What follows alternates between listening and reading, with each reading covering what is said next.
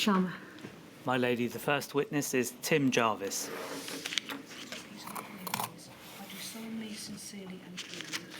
I do solemnly, sincerely and truly declare and affirm that the evidence I shall give shall be the truth, the whole truth, and nothing but the truth.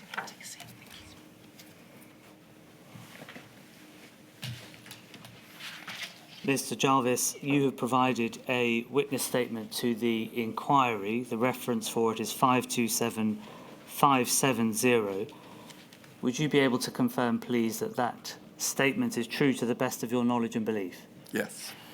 You have also, in preparing your evidence, considered the witness statement of Sarah Munby on behalf of the Department for Business, Enterprise and Industrial Strategy, which we'll come on to, and that is 517443. Mr. Jarvis, I wonder if I could please begin with your background and experience. From 2018 until April of 2020, you were the Director of Consumer and Competition Policy at BEIS. Is that right? That's correct, yeah.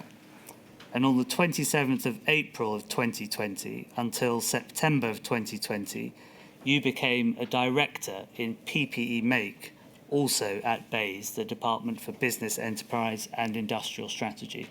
That's correct.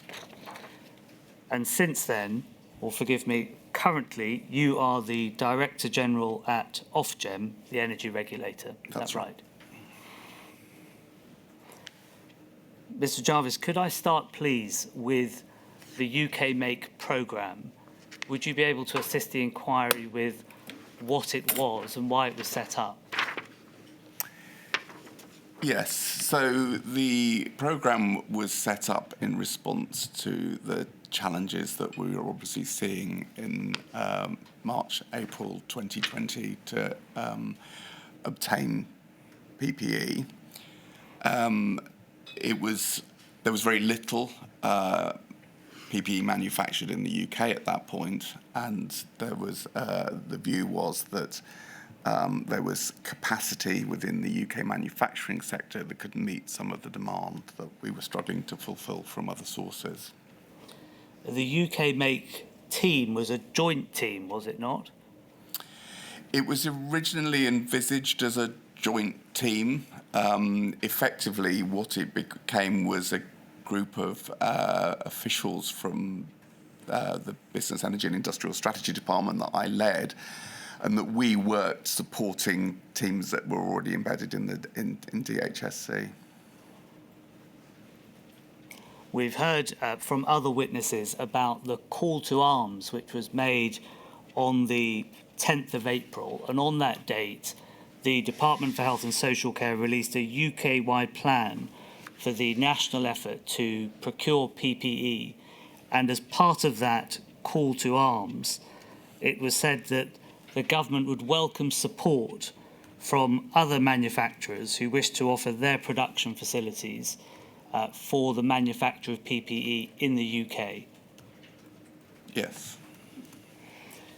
Could we have up, please, INQ 000513 You were appointed to the PPE Make programme on around the 27th or 28th of April of 2020. This document predates that by a week or so, but could we turn, please, to page 2 of this document, just to provide some context about the reasons for why the Make team was established and the kinds of problems it was established to solve. Could we zoom in, please, to number 3, what we have found? Here it says that the Make team has a significant role to play in providing PPE for the next 90 days. However, it is probably underpowered in number and capability of people. It's not sufficiently connected to the pillar to give it the demand signal and escalate issues. Although some manufacturing capacity has been brought online, this is not at the pace which is needed to meet demand. And if we could zoom out from that, and then into number 4, please.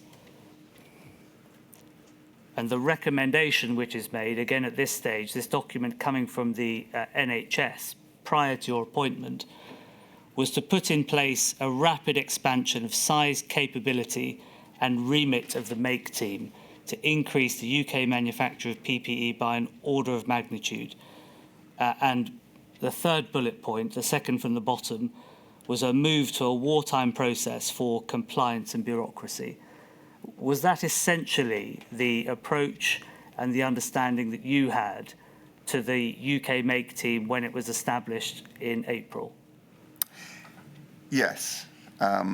My understanding was that the systems and processes in DHSC were not set up to procure its pace and engage with new manufacturers based in the UK. And so my role was to bring in a team to help make that happen and trying to move that at a faster pace.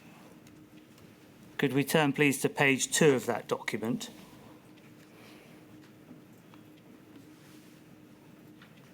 Forgive me, the following page.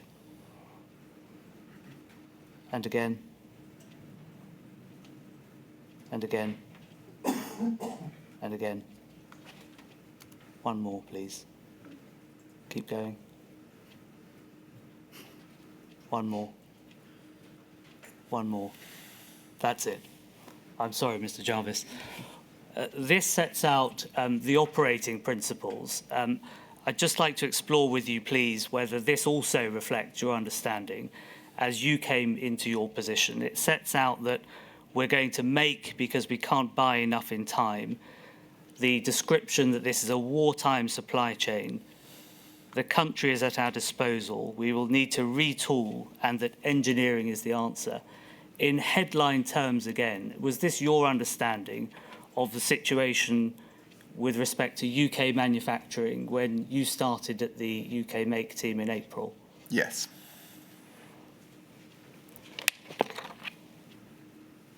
We take that down, please.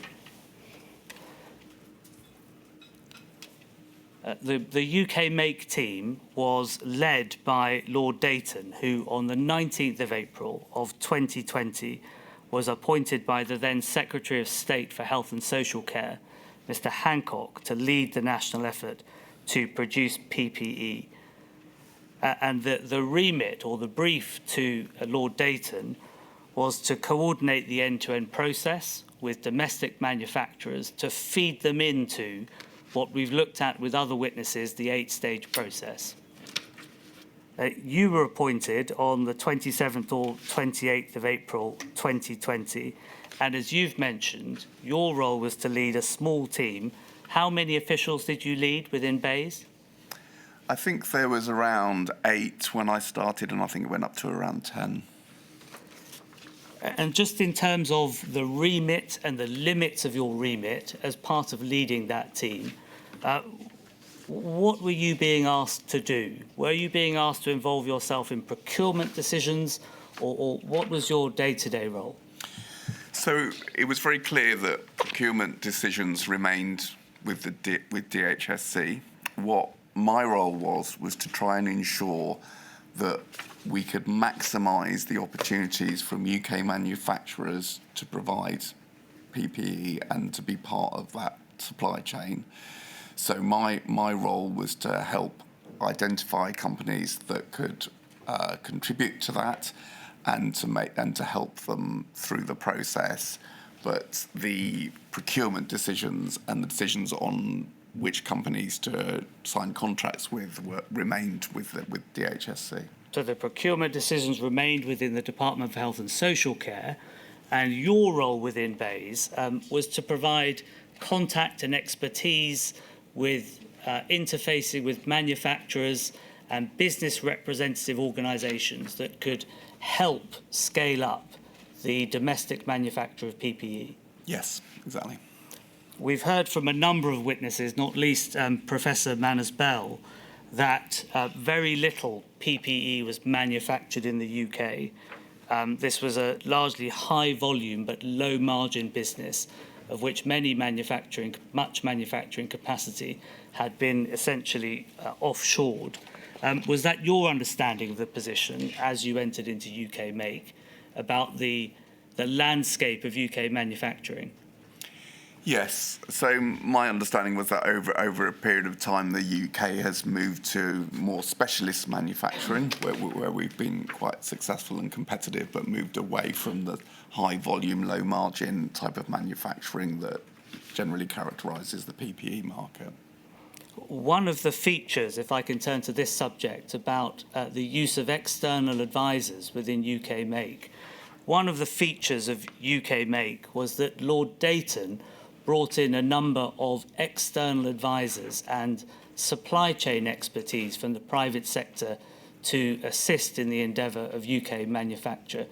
Could you talk us, please, with your role in relation to working with those external advisors and whether you think that that was a successful approach or not? Yes. So my role was to support those advisors. They were given the challenge of trying to identify relevant manufacturers to work with and to see if they could bring them into the system.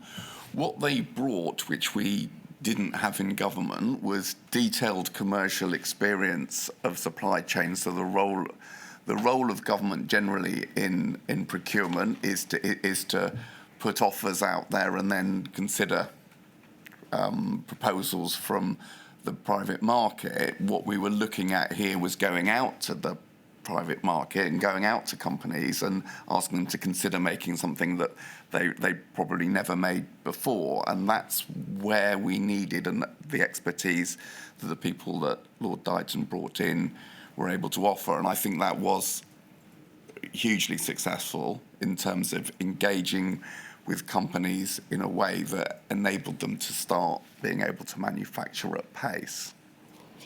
So the expertise that came from the private sector was with respect to supply chains and commercial expertise and things of that nature. What experience had those external advisors had with the interface they now had with government, and what was your role in facilitating that? So generally not a huge amount. I think I understood some of them had previously worked in a public procurement environment for London 2012 Olympics, but generally in terms of working within central government, they did not have that experience, and that's where my team I think added some value in helping them to navigate that landscape. One of the ways in which the UK Make team worked was in what are called in your evidence and also the evidence of other witnesses such as Lord Dayton and Sarah Munby on behalf of BEIS, is sprints. Could you help us please with what sprints are and how they assisted in the UK Make team and the scaling up of domestic manufacturing?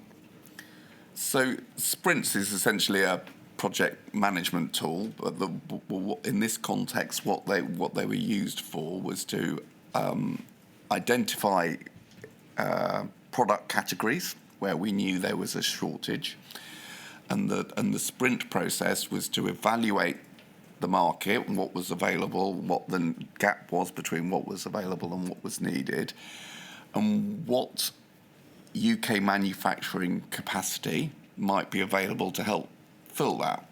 So that would be looking at companies that operated in those markets or related markets and trying to identify where there was potential for those companies supported by government to be able to start manufacturing. Is it right that the way in which the sprint teams worked was that there was a dedicated time frame in which a specific piece of work needed to be completed? Yes, it was very tightly managed. So it was, I think, probably no more than a week. So in a sense, the team were given their marching orders to look at a product and to come back within a few days and say what they'd found and what they thought was possible to be done. And so that within a week, there was a priority product which was identified for each sprint team, and what they were required to do was find the suppliers and establish a supply chain design. Is that right? Yes.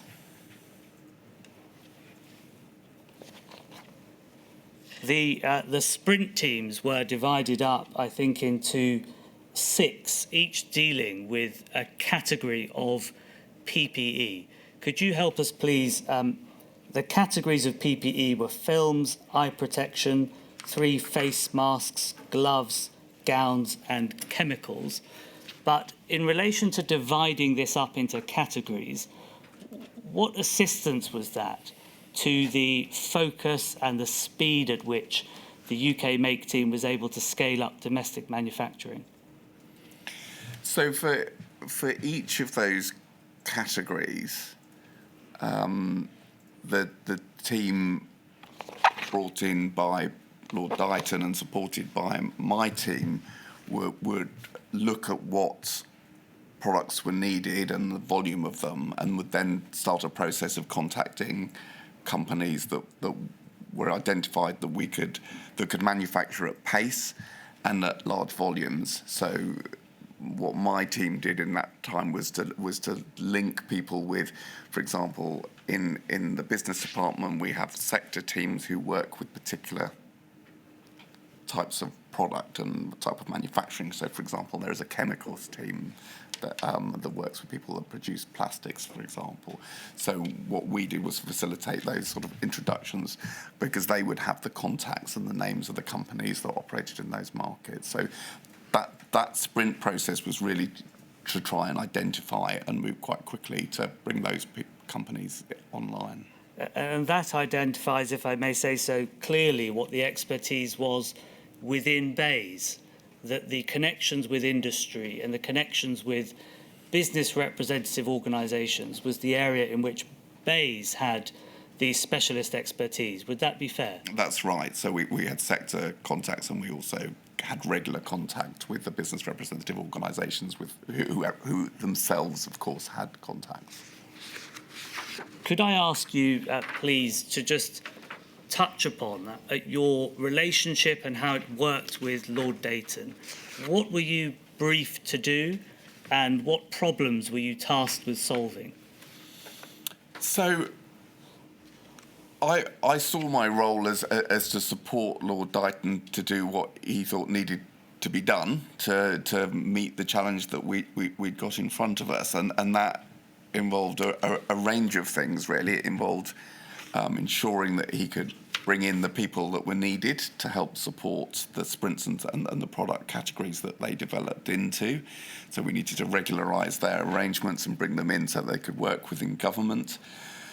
There was a lot of managing the incoming requests and incoming contacts from external organisations wanting to know what was happening. So I would help facilitate meetings, for example, with the business representative organisations, help manage that process so that there was a flow of information, and that where there were barriers that emerged to moving at pace, where could my team could be used to try and help break down some of those barriers and make the process move more quickly. So whether that would be in helping to connect people with people who could advise on innovative manufacturing techniques to enable companies to operate 24/7 rather than less frequently as they might have done before the pandemic, for example, we could put them in touch with those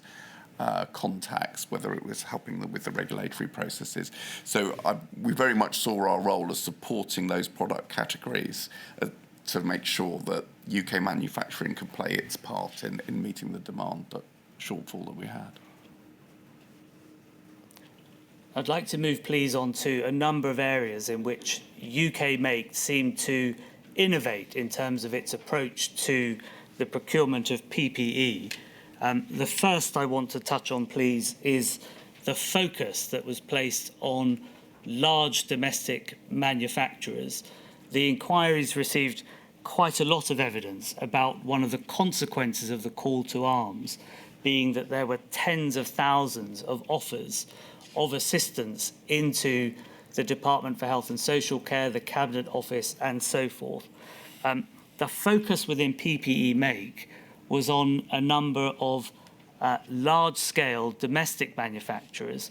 Could you help us, please, with how those manufacturers were selected, what your role in that was, and how Bayes assisted in that? Yes. So the decision was made to move from what was essentially a reactive approach to the offers that were coming in, which, as you note, were very large in number, to focusing on companies that could produce at scale. So my role on that would, within each product category, the lead for that category would be looking at companies that were operating in related markets. So to give you an example, I don't think anyone in the UK was producing plastic aprons prior to the pandemic, but there were companies that did produce plastic products and had similar sort of techniques. So the way we supported that was by connecting those product categories with, for example, the chemicals team who had contacts in that industry, so they could identify the big companies that potentially could operate at scale, and then it was a question of contacting those companies to see if they could help and what they would need to be able to bring their product online. The number of domestic manufacturers that were identified at the outset was just short of 200. I think it's around 140 to 170. And of those, about 37 were awarded contracts in the PPE Make programme. What was, in broad terms, the criteria that was applied to selecting those companies that were going to be put forward for the award of contracts? I think in very broad terms, it would have been about the ability to produce at scale and at pace. And that would have been the driving factors. And obviously, there would then be a process to ensure that those contracts were valuable for money in the context of the market that we were operating in at the time. Could I ask you, please, for your reflections on whether you consider that approach worked in terms of PPE Make to focus on a number of large manufacturers, small in number, but that were able to pick up the pace?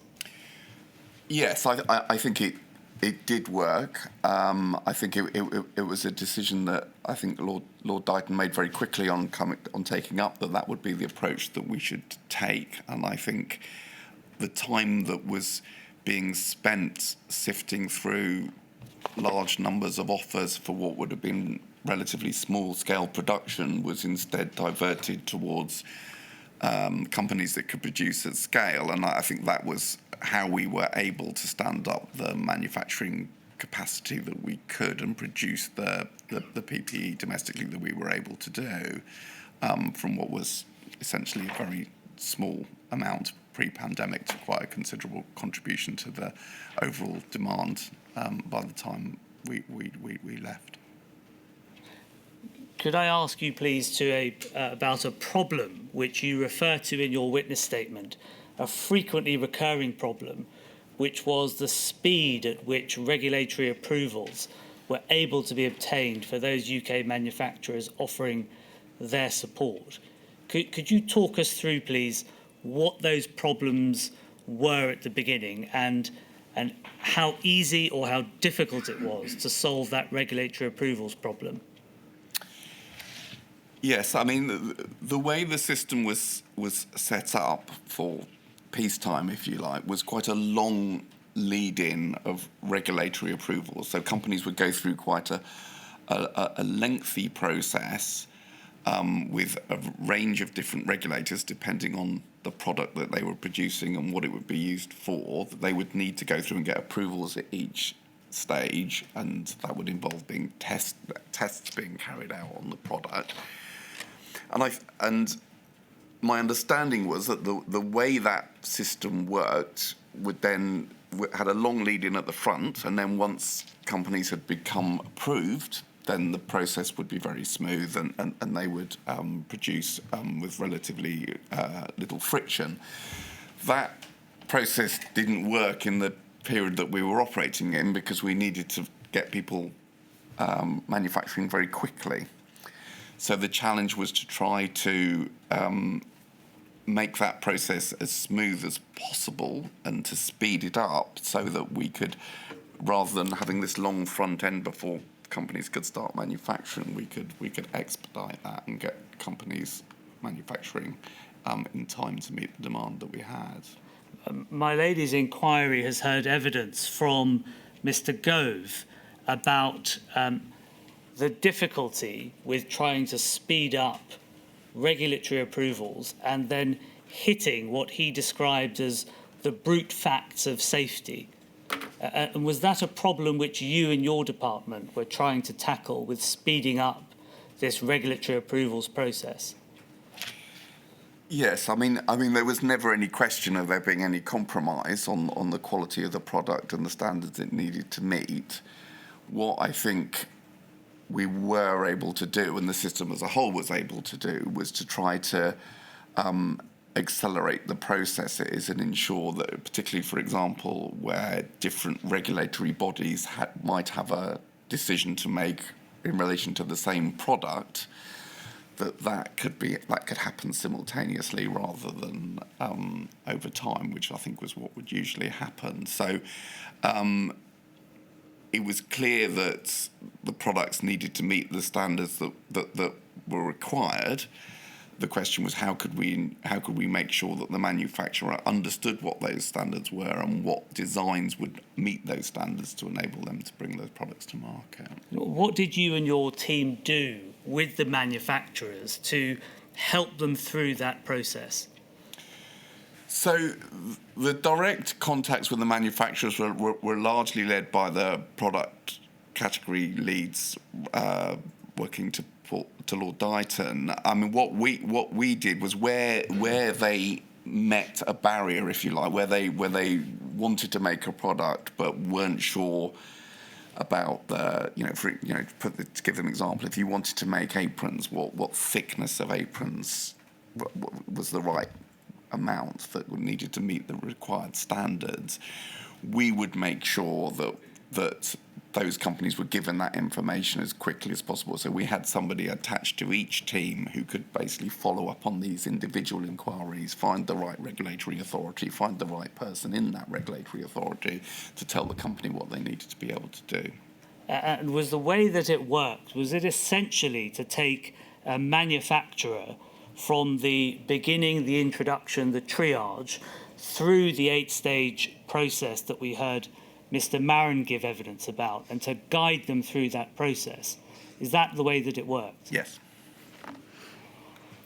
Could we have up on screen, please, INQ 000475332? This is a COVID-19 strategy deep dive meeting and a briefing for it. The purpose is for the Secretary of State's attendance at the COVID-19 deep dive. Could we turn to page 3, please? Thank you. PPE and regulation. So one of the ways in which the manufacturers were assisted was by providing them with the guidance and the documentation that the manufacturers needed.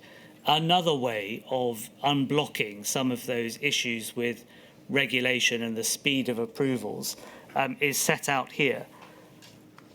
In normal circumstances, PPE is a highly regulated product governed by, as you've already referred to, strict quality assurance processes through third-party conformity assurance and testing, with the law requiring it to meet essential health and safety requirements. Those are the brute facts, the requirements of safety within the manufacture of PPE, which you've said there is no compromise on. Is that right? Yes. And then there are set out there a number of changes to the systems which are considering regulation and approval. One of them, regulatory easements put in place by the Office of Product Safety and Standards, whose witness we're going to hear from next. The second was that the Cabinet Office had established a decision-making committee comprising senior decision makers and regulators from the Cabinet Office, the MHRA, the Health and Safety Executive, and the OPSS. And then finally, that the OPSS is supporting key new suppliers to help them navigate the regulatory regime. That meeting took place on the 21st of April, so early on or just before your appointment to the PPE Make team. By the time that you had started in your work, had you noticed that there was a speeding up of regulatory approvals, or was this a persistent problem from your perspective? It's quite hard to give a definitive answer on that because I wasn't aware of what it was like before. I mean, I think that there were certainly processes in place and an awful lot of resource and people, particularly from OPSS, being put into supporting these processes. So I think my understanding of how long they normally take, which I think is months, if not years, it was being very concertinaed. So I think it was moving more quickly. But I think when it came to the bit that I was working on and responsible for, which was working with UK companies, I think what we saw our role was very much as to try and take those companies through that process as quickly as we could and as efficiently as we could, which meant docking into some of the things that are described here. Could we have a look, please, taking this forward a little further in the chronology, at INQ 0004 77708. This is one of a number of emails which you're involved in, setting out updates about the way in which the system appeared to be working. If we could turn, please, to the following page and to paragraph 4.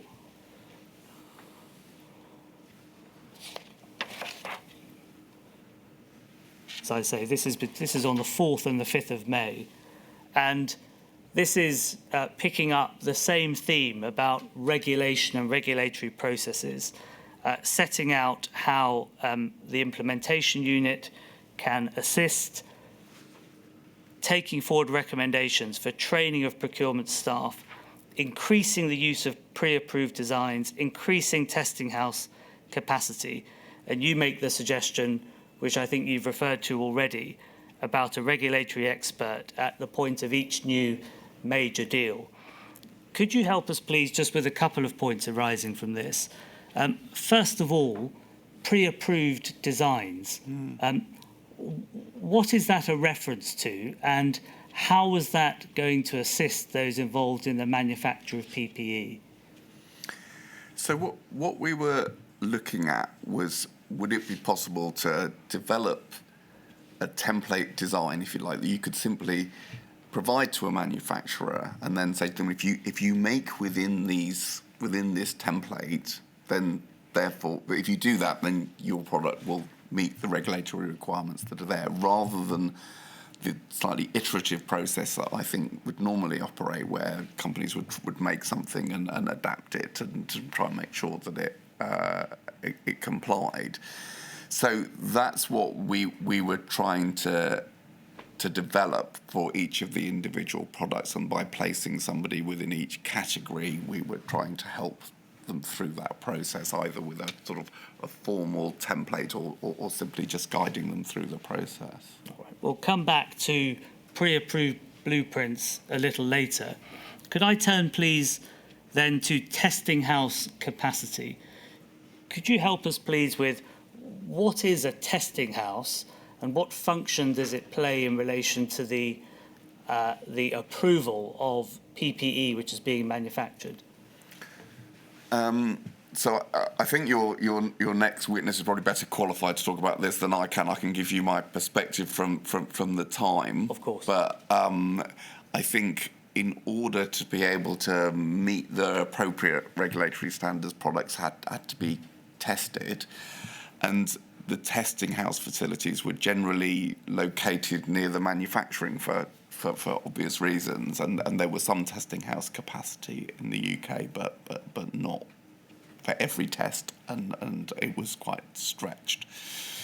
So one of the tasks that my team undertook was trying to understand what was available and what could be maximised. How could we make the most of what we had in the time that we had available to meet the requirements? So I wasn't close to exactly what was needed for each product, but we knew that testing was part of it, and we knew that certain products, there were certain types of tests that we had to find somebody who could do it.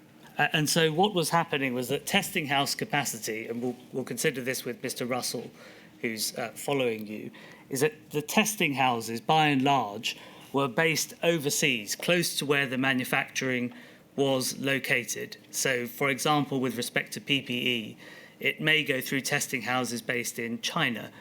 But because the United Kingdom did not have a pre-existing domestic manufacturing capacity, or at least a very small one, the testing house capacity in the UK was a bottleneck, wasn't it? I think it risked being one.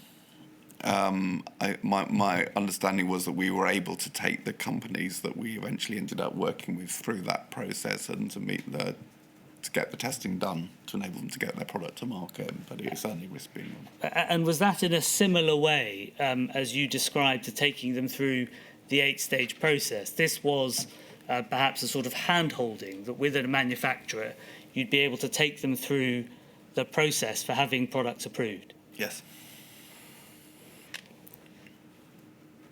Could we have up on screen, please, 475-400? This again is taking you a little further into the chronology.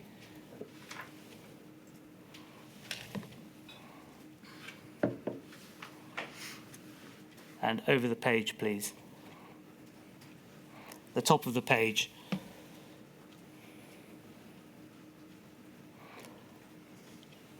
This is an email from you on the 22nd of May, and you make this observation. If I'm honest, I think we still have some way to go here on the decision-making process. I know there's been a bit of a reset moment with the decision-making committee, but my own view is we need a more radical overhaul of the whole process and a wider discussion which you would welcome the opportunity to be a part of. Is this part of the same problem, this regulatory approvals process that was holding back the UK manufacturing capacity and ability to procure? Yes, I mean, I would draw a distinction between what we needed to do to get the 37 companies that you referenced earlier through the process and what we might need longer term. And so I think what I was reflecting here was that if you were going to set up a system that was going to try and bring multiple manufacturers into it, multiple UK manufacturers into it, then probably what we had would need the sort of radical overhaul that I was talking about. I think we managed to take those the companies that we worked with through this process in time to prevent it being a bottleneck. But I think the radical overhaul I'm reflecting there is what might be needed, I think, for a longer term strategy where you're looking to engage potentially looking to engage multiple manufacturers in it. So this proposal here, you're reflecting back on the fact that although you've been successful with taking manufacturers through the process, at some point in the future, if this were to going to become a problem, that a radical overhaul of the system ought to be considered because it would speed up the process. Is that fair? Yes. Thank you. Could we take that down, please? I'd like to turn, please, to another subject.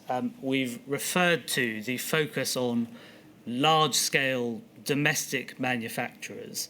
I wonder, please, if you could help the inquiry with what efforts, if any, were made to engage smaller, regional and locally based manufacturers, either by BEIS or by other institutions within government. So I believe there was some work undertaken locally and regionally with companies that potentially could help, and you know the nature of procurement meant that sometimes these products would be getting procured locally. So we supported that to some extent. So there's a cities and local growth team within the business department at the time that was regionally based and had a regional presence and would have contacts with manufacturers and if you like would be able to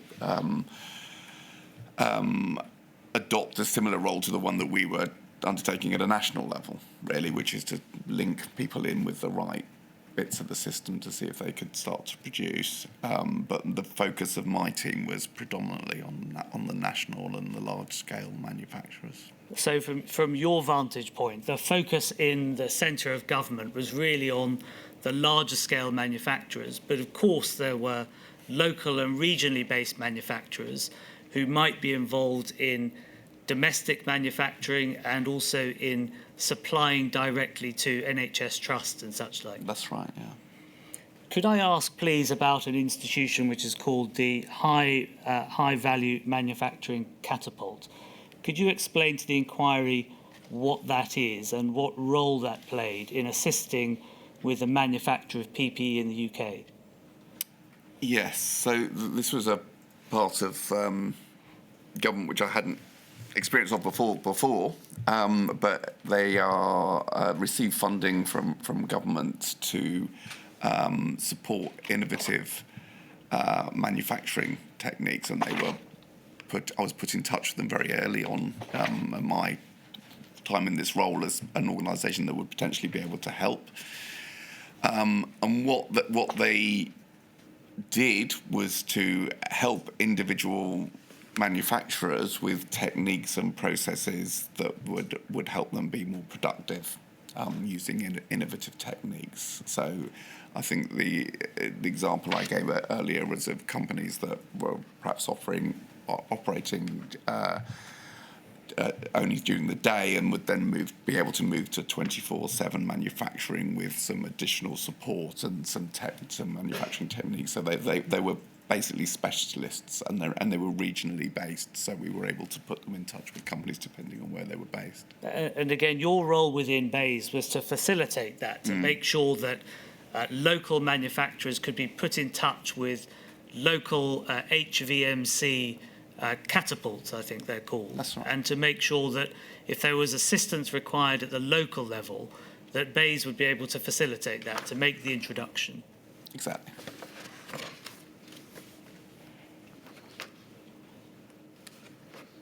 Could we have up on the screen, please, INQ 475418, to take you forward again a little further in the chronology, and you're making some reflections in this email about what the PPE Make team has been able to achieve in the short time in which it's been in operation. If we could go to the penultimate paragraph, please. This is from you. The pre-COVID UK manufacturers supplied less than 1% of the PPE used by the NHS and social care. We now have contracts in place with UK manufacturers across 8 of the 10 categories and expect UK manufacturing to be supplying 20% of our significantly increased UK demand over the next 12 months.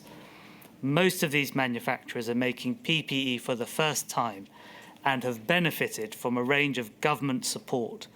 A reference to CBILS, which is the COVID Business Interruption Loan Scheme, support with sourcing raw materials and machinery to convert processes, and specialist advice from the manufacturing catapults, which you've just referred to. And you refer to the contracts with government enabling 25 to 30 UK companies with direct contracts to bring back furloughed staff and in many cases take on new staff. And you give an example of one company in the West Midlands having doubled its workforce with an additional 220 staff, and with help of the local catapult moving to 24/7, i.e. round-the-clock production. From that vantage point, Mr. Jarvis, had you viewed the UK Make programme essentially to have been a success? Yes, I think it was, and I think it what we were able to combine, largely very much, I think, with the support of the people that Lord Dighton brought in, who had the commercial expertise. So when I talk in there about support with sourcing raw materials and machinery to convert processes, I mean, it was those people that were able to make that move at a speed that I think we would not have been able to do in government on our own. And I think the challenge that we were given at the beginning, which you referred to, was that there was a gap between what we could procure overseas and what was needed. And I think the manufacturers that we were able to set up were able to fill that gap. This problem that UK Make had solved was one which was being solved as the crisis evolved, wasn't it? And so the UK Make team had really only started to get going when Lord Dayton was appointed and when you were appointed in about the end of April. And so in those crucial months between the failure of the just-in-time contracts, which we've heard was back in February, and the standing up of the UK Make programme, some vital months were lost, were they not? I think potentially. And looking forward, if I may, to what there might be in the event of a pandemic in the future, there are a number of lessons from the way in which the UK Make programme operated in terms of approaching and distilling the manufacturers, in terms of streamlining regulation, in terms of working with local manufacturers, which, if there had been the benefit of time, and even with the benefit of hindsight, would contribute to better preparedness for a pandemic in the future. Would you agree with that? Yes.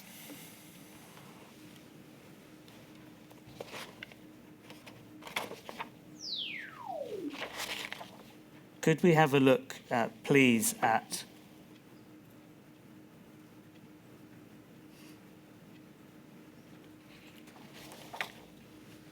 one of your email updates, this one on the 29th of June, 475422.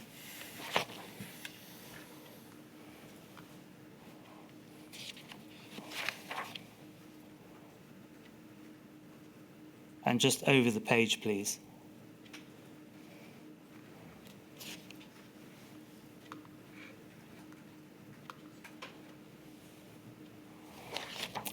The second paragraph from the top.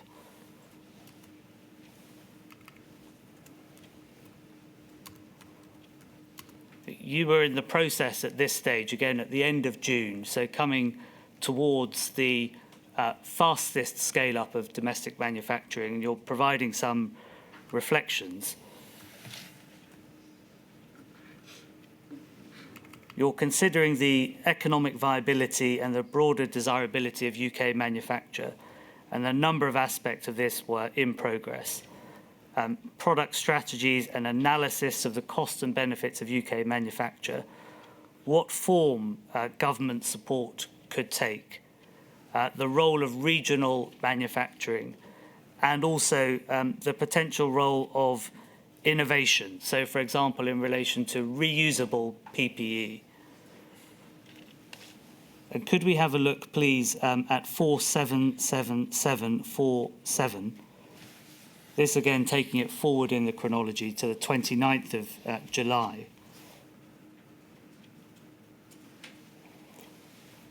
The third paragraph from the bottom. And again, this is an email from you to Lord Dayton and others, forwarded on to others. You are providing your reflections about what has been learned as a result of UK Make and what this may mean looking forward into the future. And you say, looking forward ahead, BEIS will want to be apprised of DHSC's procurement strategy and targets of domestic production. And you note that there is a strong UK base there for most categories to respond positively to such tenders. although there are risks if tendering opportunities are not made, further opportunities are not made available. You go on, if we could turn over the page, please. Forgive me, if we turn back, it's the next paragraph. The other area where I am focusing is regulation and enforcement. And you speak there about OPSS, again, whose witness we're going to hear from in a moment, about a more streamlined arrangement in the future, better clarity of roles between them and the Health and Safety Executive. You refer to legislative change and needs to be done in the context of wider product safety issues. But you say that you're comfortable that OPSS are now seized of the need to prioritise PPE in their thinking.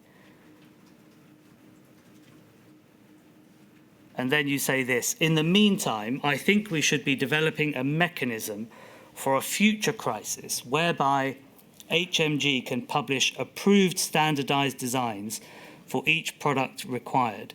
These designs could be used by manufacturers without the need for full product approval by a notified body. And you refer again to the role of OPSS. And so again, providing your reflections based upon your experience at PPE Make, UK Make, streamlined regulatory approvals and pre-approved blueprints for designs are some of the things which in the future, preparing for a pandemic, ought to be considered. Is that fair? Yes, I think it is, because I think it is unrealistic, I think, to expect UK manufacturing to be competing in normal times with other countries for the sort of low value, high volume products that were needed. But what you would want in the future is to be able to stand up that capacity in a crisis. And one of the things I think that would make that simpler are the sorts of things that I'm talking about here, that you would basically be able to have an off-the-shelf type template design that you could give to manufacturers, and you would already have the contact with those manufacturers, and they would know that they might be called upon in a crisis. I think that's the sort of resilient system you're looking to get towards.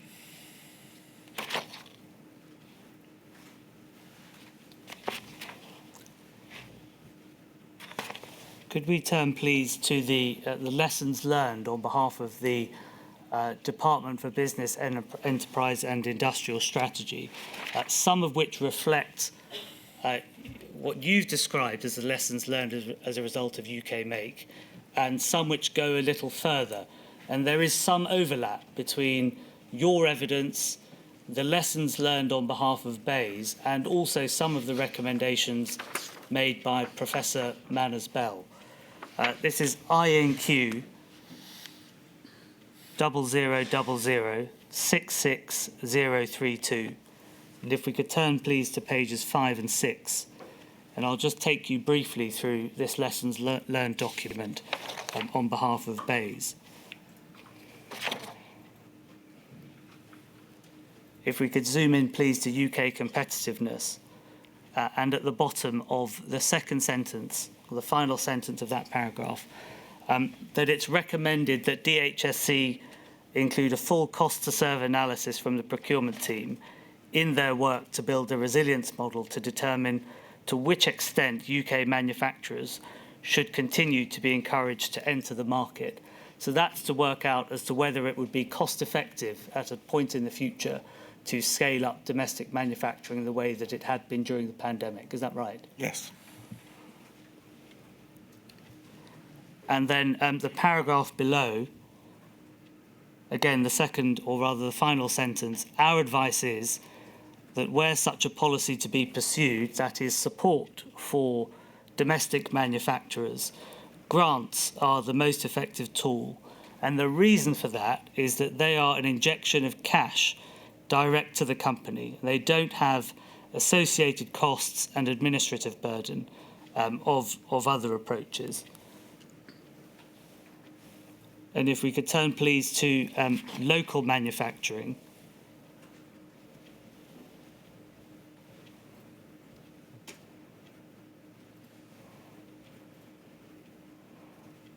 and again, a theme which is represented in your evidence, which is that with some foresight and planning, there could be more support, perhaps even from the centre of government, on local and regional manufacturers.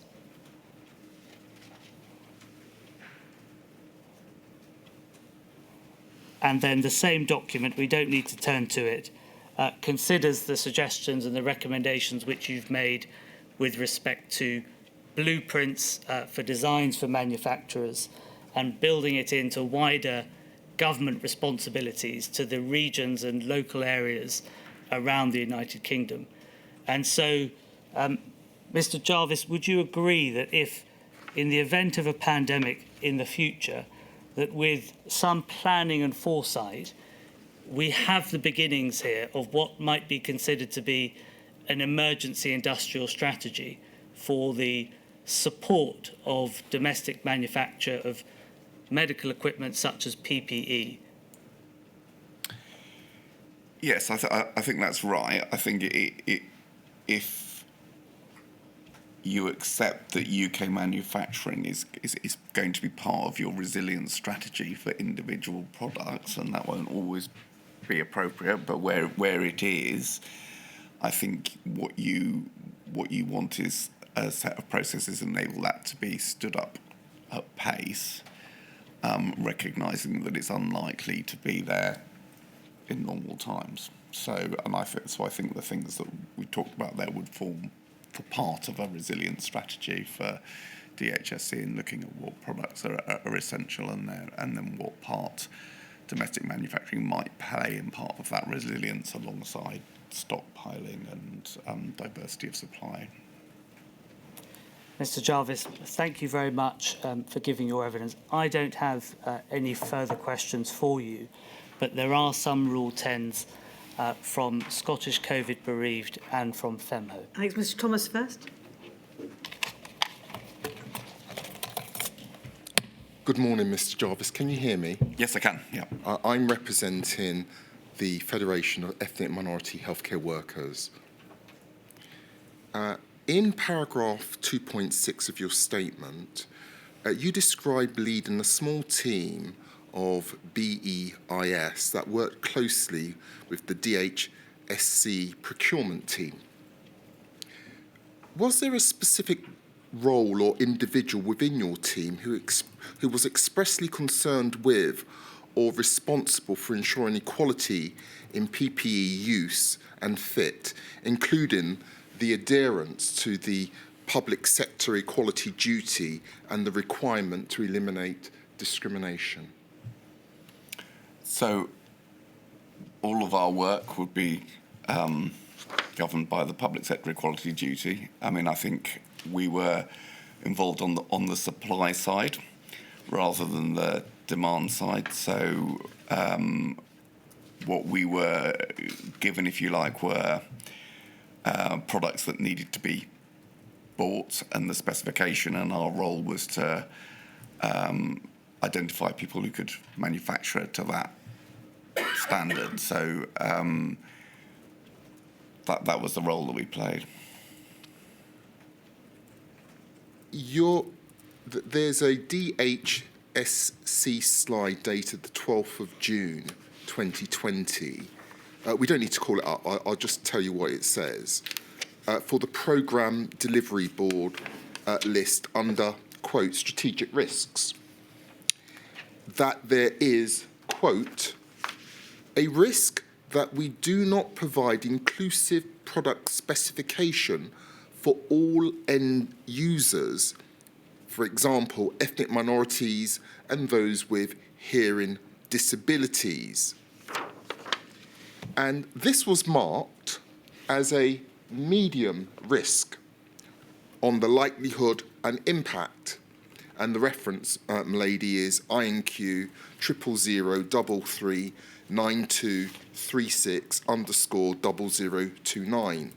That's the Slides Programme Delivery Board dated the 12th of June 2020. Mr. Jarvis, my question is this.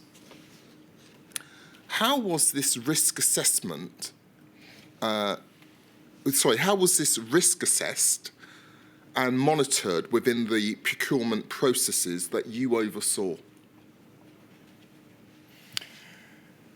I wouldn't have had visibility of that because I think the decisions on what was to be procured and what was to be commissioned would have been taken within DHSC. So that would not have come across my work beyond what we were being asked to source in the markets that we were working in. That leads me to my final question, which is, again, was the public sector equality duty considered in relation to this risk and procurement discussions that you were privy to? I don't know. Thank you, Milady. Thank you, Mr Thomas. Ms Mitchell. Ms Mitchell's that way. Straight ahead. I'm obliged. Mr Jarvis, I appear as instructed on behalf of Amar Anwar and Company on behalf of the Scottish COVID bereaved. Touching on one of the last matters you discussed, the issue of UK manufacturing as part of resilience strategy, what I would like to know is what, if any, discussions did you have with the Scottish Government in relation to developing capacity to manufacture PPE during the pandemic? I think, from memory, there was a meeting with the devolved nations that I attended where we shared our experience of trying to work with domestic manufacturers, but I can't remember anything beyond that. Okay, were you aware if there were other discussions that took place, perhaps with other colleagues, or do you think that was the sum total of the discussions? I think there was good coordination, and we were. I mean, for example, one of the companies that we worked with were Honeywell were based in Scotland, so we would have been talking to officials from the Scottish Government about that, and that was a regular part of the discussions. They just weren't discussions that I was regularly involved with. Thank you. That perhaps takes me on to my next question, which is, in his report, I don't need it brought up, Mr Manners-Bell recommends that a structure should be established to enable formal communications between the UK Government and devolved administrations on PPE and healthcare equipment issues. Did you experience any difficulties in communication between the Scottish and UK governments? I didn't experience any, no. No. When you say I didn't experience any, does that suggest that you knew others did? Or was that No. It wasn't meant to be a pointed comment. I just wasn't aware. No. I'm obliged. Milady, no more questions. Thank you very much indeed, Ms Mitchell. Mr Jarvis, thank you for all that you did to contribute to making UK Make a success. Thank you so much for your help, and thank you for coming today in what I know must have been very difficult circumstances for you. We all hope you understand how sorry we are for your loss. Thank you. Thank you. Very well, I shall take an early break now and return at, I'll have a slightly longer break, 11:25.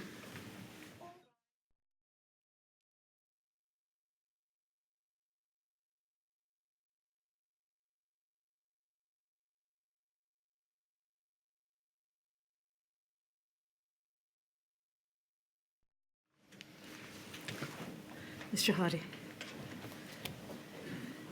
My lady, our next witness is Graham Russell.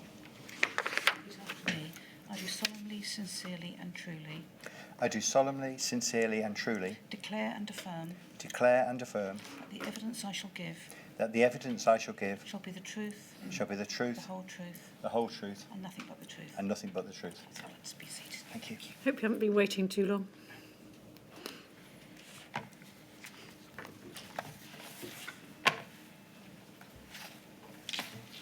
Can you give us your full name, please? My name is Graham John Russell. And before we get on to the witness statements that you'll be speaking to, I believe you wanted to say a few words. Yes, thank you very much. I would like to express my sympathy to those who were and continue to be affected by the COVID pandemic, and particularly to those where shortage in the supply of PPE or failings in protection offered by PPE contributed to their loss. I also want to thank my fellow regulators in OPSS, in other national bodies and in local government who worked tirelessly and professionally throughout the pandemic to mitigate these two risks. I know we were not always successful, and that is a matter of deep regret to me as a lifelong regulator, and I appreciate the opportunity provided by this inquiry to address these issues and the lessons learned. Thank you. You have provided this inquiry with a witness statement, which is document reference INQ 000562460. Is what is written in that statement true to the best of your knowledge and belief? It is. You're also going to be assisting us with the passages of the statement provided on behalf of what was formerly BEIS and is now DBT, a statement of Sarah Munby, which is INQ 000517443, insofar as it relates to the activities of OPSS and its work with other regulators in relation to PPE. Is that right? Yes. Well, we're grateful for your assistance in that regard. In terms of your own professional background, you are the Chief Executive at OPSS, is that correct? Yes, And you were in that position during the pandemic, is that I right? was.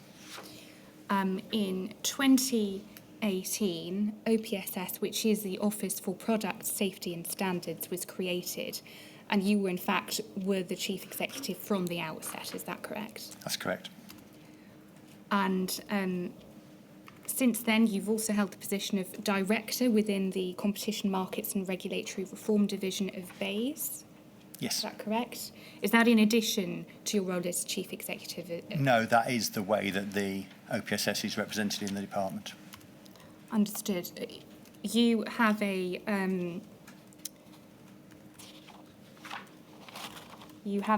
I can put it this way, an extensive background in the regulatory sector. You began in trading standards and have worked in regulation ever since. Is that right?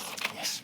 And you have shared some of your experience in a book which you co-wrote with Professor Chris Hodges in 2019 called Regulatory Delivery, which sets out a model for improving the efficiency and effectiveness of the work of regulators. Yes. And in 2023, you were asked to chair the Organisation for Economic Cooperation and Development's Regulatory Policy Committee. Yes.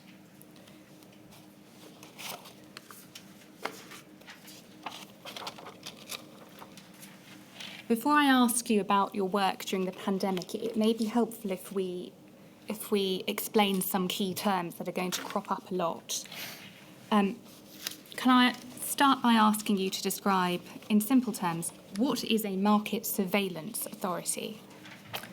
Yes, Market Surveillance Authority is the regulator charged with delivering the functions called market surveillance that are intended to ensure that compliance with a given set of regulations is achieved. And then there are a set of processes that those regulators use that might involve intelligence-led inspections or border checks, etc. But the overall term is called market surveillance. And in the UK, in the context of that we're going to be discussing, market surveillance was delivered by local authorities, the Health and Safety Executive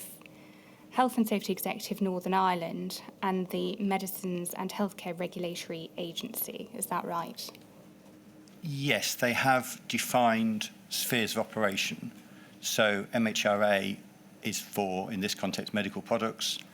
HSE is the Market Surveillance Authority for PPE in the workplace, and Trading Standards is the Market Surveillance Authority for consumer PPE or PPE outside the workplace. We also have access to the Secretary of State's powers. So although we're not designated as the Market Surveillance Authority, we also can act in those consumer spaces. And what is the difference, please, between a market surveillance authority and an enforcement body? I'm not sure there's practically a lot of difference. The Market Surveillance Authority is the term used in certain legislation to define that set of functions. Right. Enforcement isn't. Sorry. Sorry, in terms of enforcement powers, some of these market surveillance authorities that we're discussing have those enforcement powers, but they all have different enforcement powers. Is that right? The legislation gives them powers, yes, which tends to differ between the legislation. You're right. And in the context of PPE regulation, can you tell us what a notified body is? Yes. So, and this isn't specific to PPE, a notified body is the term that the European Union used, and therefore in the period that we're considering was the relevant term for a organisation that is authorised to carry out third-party conformity assessment. And in the context of PPE for categories 2 and 3, so PPE has 3 categories, 1, 2 and 3, 3 being the most significant, and COVID-related PPE was category 3. A notified body is a body that is authorised to carry out the conformity assessment required to put category 3 PPE on the market. It's probably my age, Ms. Huddy, but you're softly spoken, and I'm afraid you're rushing your words together at the end of a sentence. So between you, I'm happy to rely on the transcript. If you could Of course. sort that, both of you, I'd be really grateful. Sorry to interrupt. You've briefly touched on this, but putting it simply, the Health and Safety Executive is responsible for, as you said, health and safety in the workplaces, but it also is responsible for regulating equipment that protects the wearer. Is that right? So PPE is defined as items that are intended to protect the person wearing them, and where PPE is being supplied for the purpose of use in the workplace, then the HSE is the Market Surveillance Authority. We are using the term PPE more widely, so not in its technically correct sense. We're using the term PPE to mean items worn to prevent the spread of coronavirus. In that sense, is it right that some of the items we think of as PPE might in fact be medical devices which fall within the remit of the MHRA? Right. So PPE has a definition in law, and the way it's regulated is in accordance with that definition. I accept that PPE is also used more colloquially and differently by different people. But yes, PPE is, in law, is products designed to protect the wearer or holder of the products. MHRA regulate medical products, and this is not my area of expertise now, but in very simple terms, those are devices that contribute to, amongst other things, the protection of the patient. There are products that are intended to deliver both of those purposes, to protect the wearer and the patient or a third party, and they're sometimes called dual-use products, and they would have to be brought to market with conformity assessment against both of those regimes. Sounds a bit complicated. I think they come from very different places.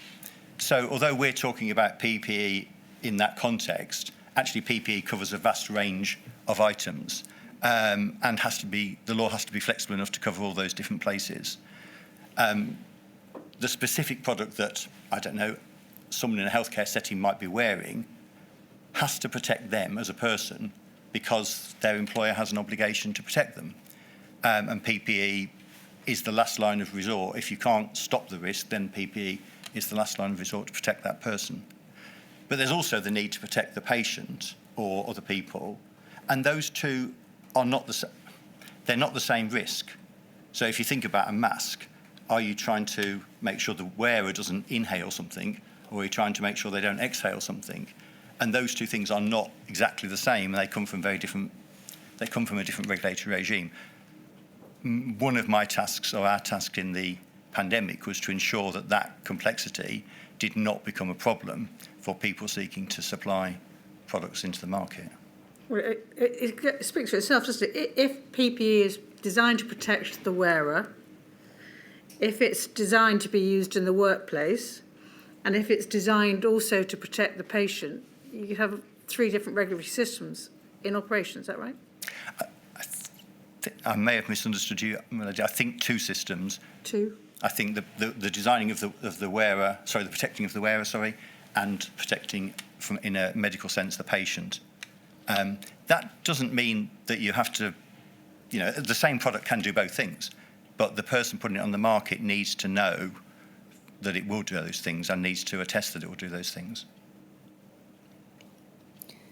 The attesting that it will do those things, was that the idea behind a conformity assessment, certificate, CE markings and so on, evidence that the party putting the product on the market had checked that it was fit for use in its intended setting?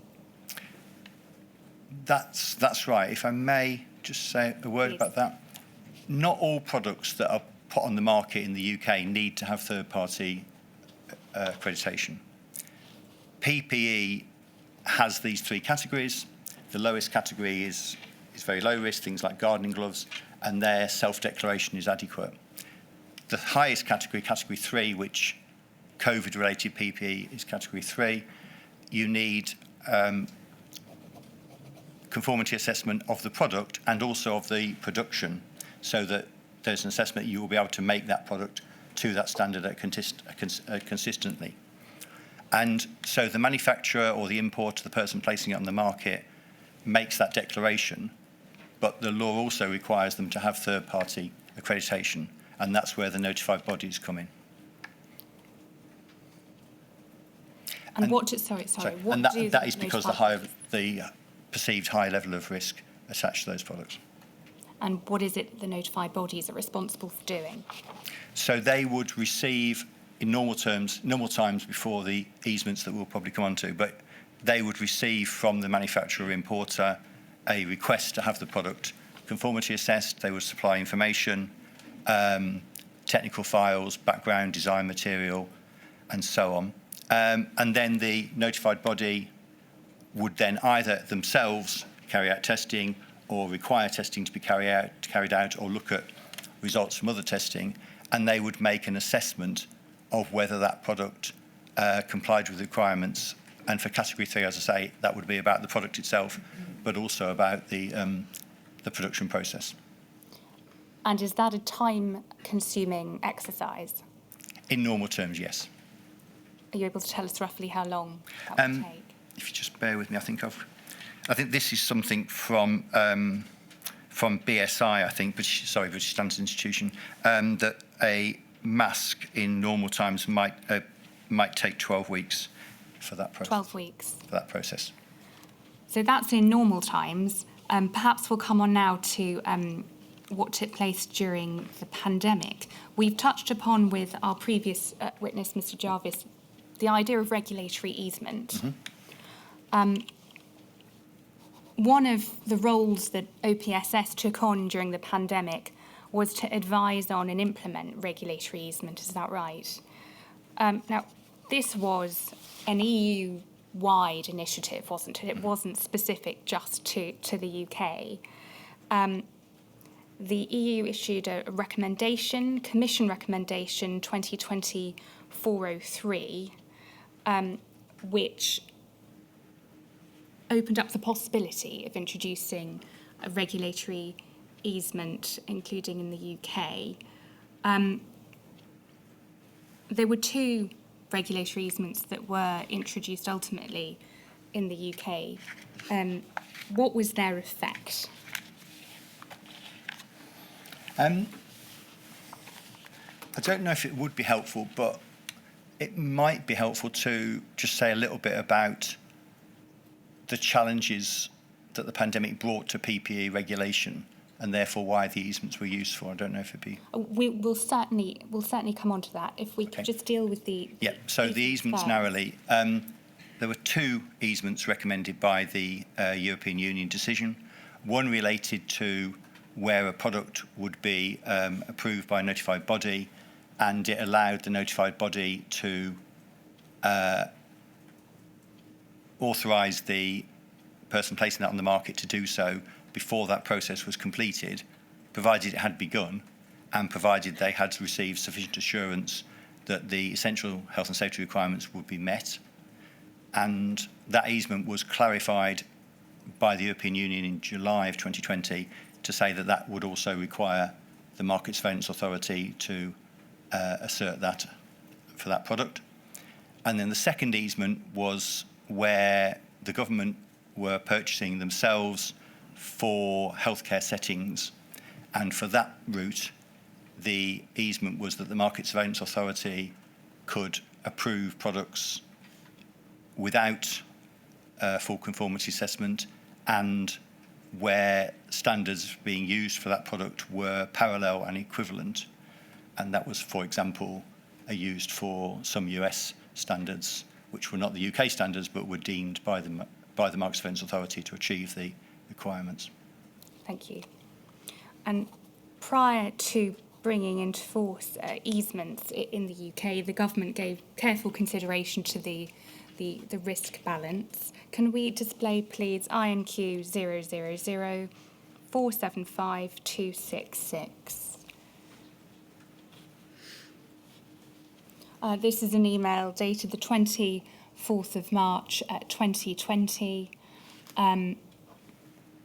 And it shows here that the Secretary of State approved the non-legislative easements on measures to secure the supply of cleansing products and personal protective equipment. He was keen to ensure these were taken forward in a measured way that continue to offer high levels of protection for consumers and workers, particularly NHS workers. He wants these measures to be focused on businesses that will deliver quality and safety to maintain supplies of essential products, and not opening up a free-for-all for the disreputable. Thank you. We can take that down. So really there was a balancing act to be carried out here, wasn't there, between speed of supply, speeding up conformity, really, and ensuring that inadequate PPE didn't reach the front line. Yes, the challenge that we faced as regulators throughout the pandemic was to achieve two things. One was to increase the supply of PPE because it was needed, but second was to avoid unsafe PPE reaching the people who would use it. And I think balance might be taken to imply that there was some compromise of essential health and safety requirements. And if that was the meaning of the word, then I would say there wasn't a balance. There was no compromise, and I think Secretary of State reflected that. And I think later comments by the cross-government committee reflected the same thing as well, that there was no willingness to compromise on essential health and safety requirements. What was being looked for was ways of getting safe product to the front line quicker. Can we display, please, INQ 000 269 653? This is a letter written by the OPSS sent to the Market Surveillance Authorities on the 25th of March 2020. We can see there that there's some emboldened text, and it urges both speed and pragmatism in the assessment of PPE needed urgently across the NHS. Can you help us with what was meant by pragmatism? Yes, and I think the subsequent sentence that you've highlighted there possibly makes the point. Where international standards are being followed, and this is the second easement that I spoke about, you should be pragmatic, focusing on the safety and effectiveness of the product rather than full conformity assessment. And I think that's what is meant by pragmatic in that sentence. And the market surveillance authorities were asked to prioritise prioritise this over market surveillance work, the clearance or otherwise of non-compliant PPE that is necessary for the protection against COVID-19 to ensure that it meets essential health and safety requirements. Was this an urging to really prioritise processing assessment of PPE so it could reach the front line quickly? Yes, and I think what is meant in that sentence is that market surveillance authorities particularly local authorities in this context, although HSE in this letter, aren't only responsible for PPE. And what we're saying is, because of the nation's needs for more PPE to reach the front line, we would like you to prioritise that in your work. Thank you, we can take that down. In March and April of 2020, did OPSS observe any specific challenges, either that it itself was encountering or that HSE or other market surveillance authorities were experiencing in relation to this market surveillance work?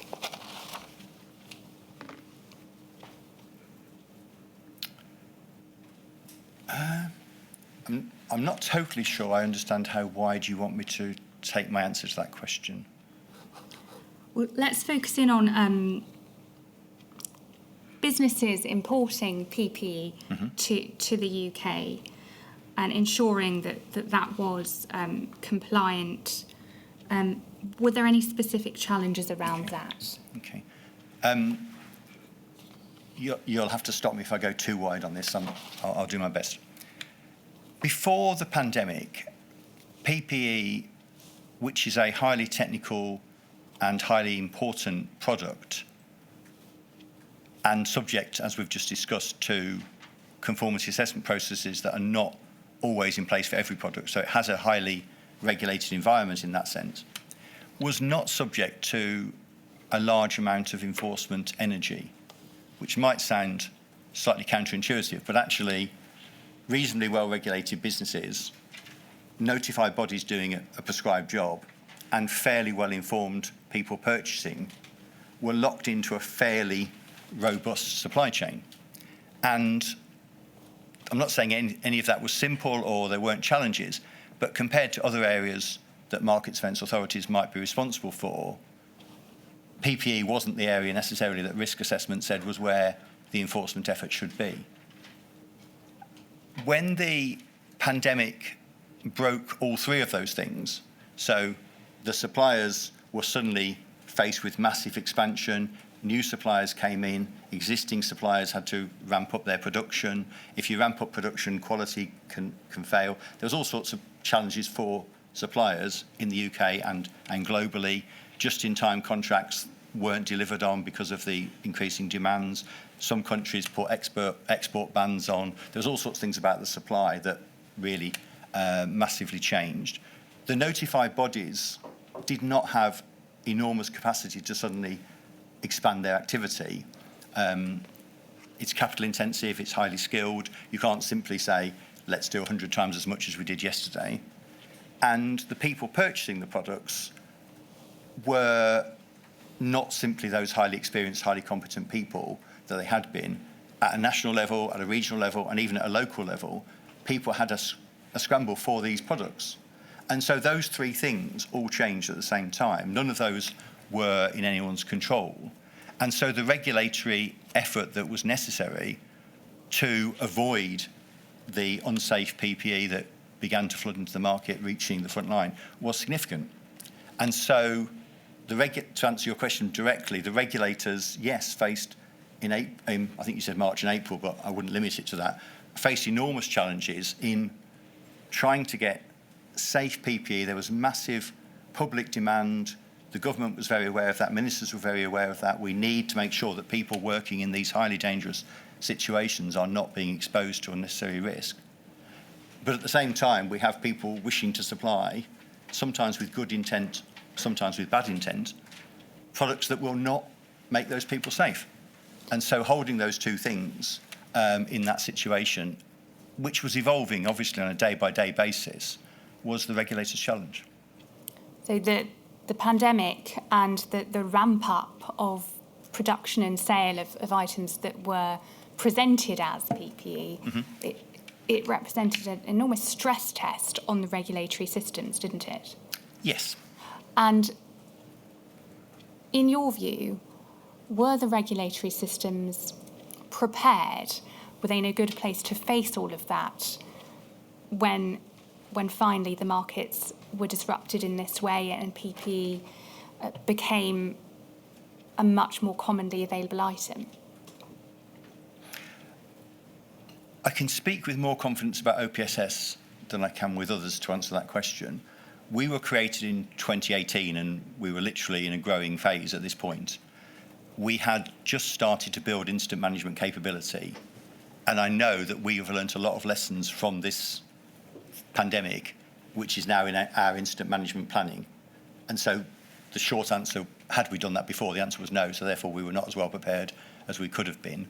I think that other regulators are in different places and, you know, would have different answers to that. The other area, I think, is the coordination of market surveillance activity. Going back to my lady's question about the complexity of the system, one of the ways of resolving complexity is good coordination. And I think we built systems very quickly in those early weeks, which again might be taken to say that we didn't have them in place beforehand. Should they have been in place beforehand, do you think?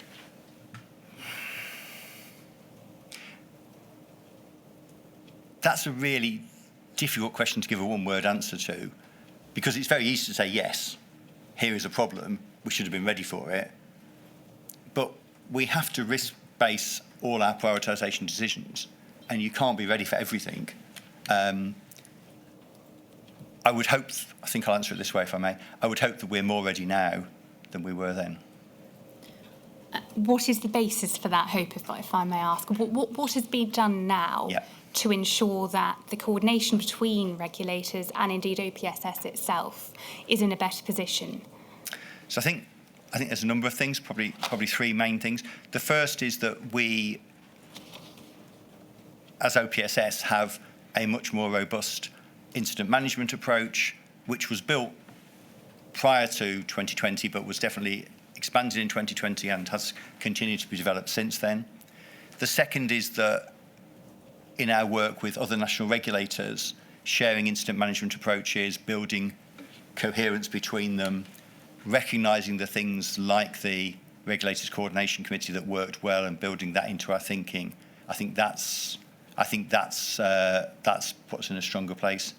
And I think the third is just the culture that we all have, that we've learned from experience, I think is an important part of our thinking going forward.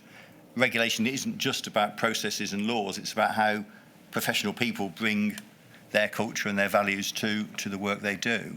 And those things were not just in the regulatory field, but those things were challenged in the pandemic. We had to change our ways of working. And those are lessons that are learned at a personal level just as much as at an organisational level. In terms of collaboration and working together, I'd like to ask about two specific working groups that OPSS was involved with. The first was the Decision-Making Committee and the second, the Regulatory Coordination Cell. So the Decision-Making Committee, the DMC, was a DHSC, Cabinet Office and NHS England committee, and its primary purpose was to provide decisions as to whether a specific product met essential health and safety requirements. What was the OPSS's involvement with that working group? So this is the higher level cross-government, effectively, Cabinet Advice group. And we facilitated that. We both brought information to it and took actions away from it. We connected that group with others, particularly around technical, regulatory and scientific expertise. I think it's correct, well, I know it's correct to say that that group did not assume regulatory authority for decision making. So in that sense, regulators came to the DMC with questions, or questions were brought for them to answer. But it remained the responsibility of the relevant market surveillance authority as to whether a product was, if approval was necessary, whether the product was approved. And is it right that in April 2020, OPSS raised a concern that the DMC was working too slowly?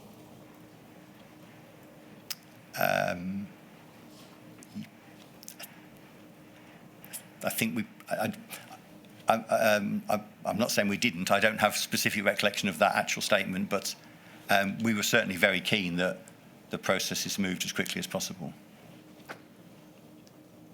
And what was slowing processes down? In the DMC? Yes. I think it was really important that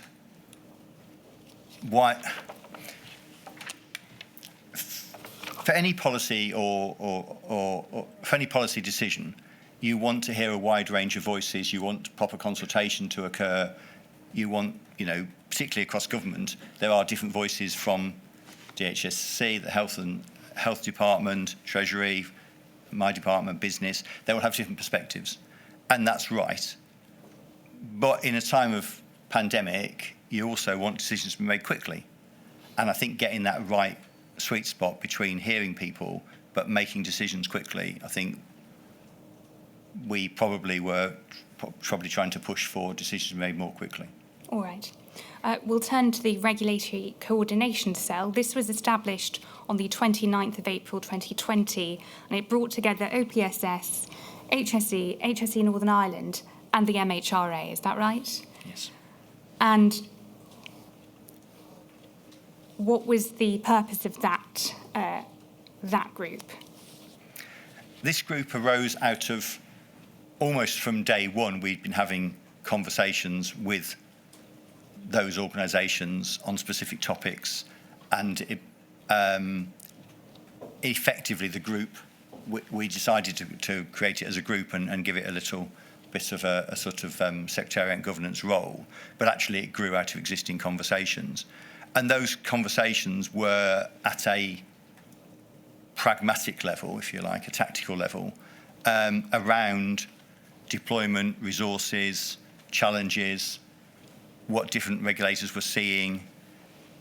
It was, from our point of view, it was our way of discharging our responsibility for coordination of market surveillance around PPE and medical devices.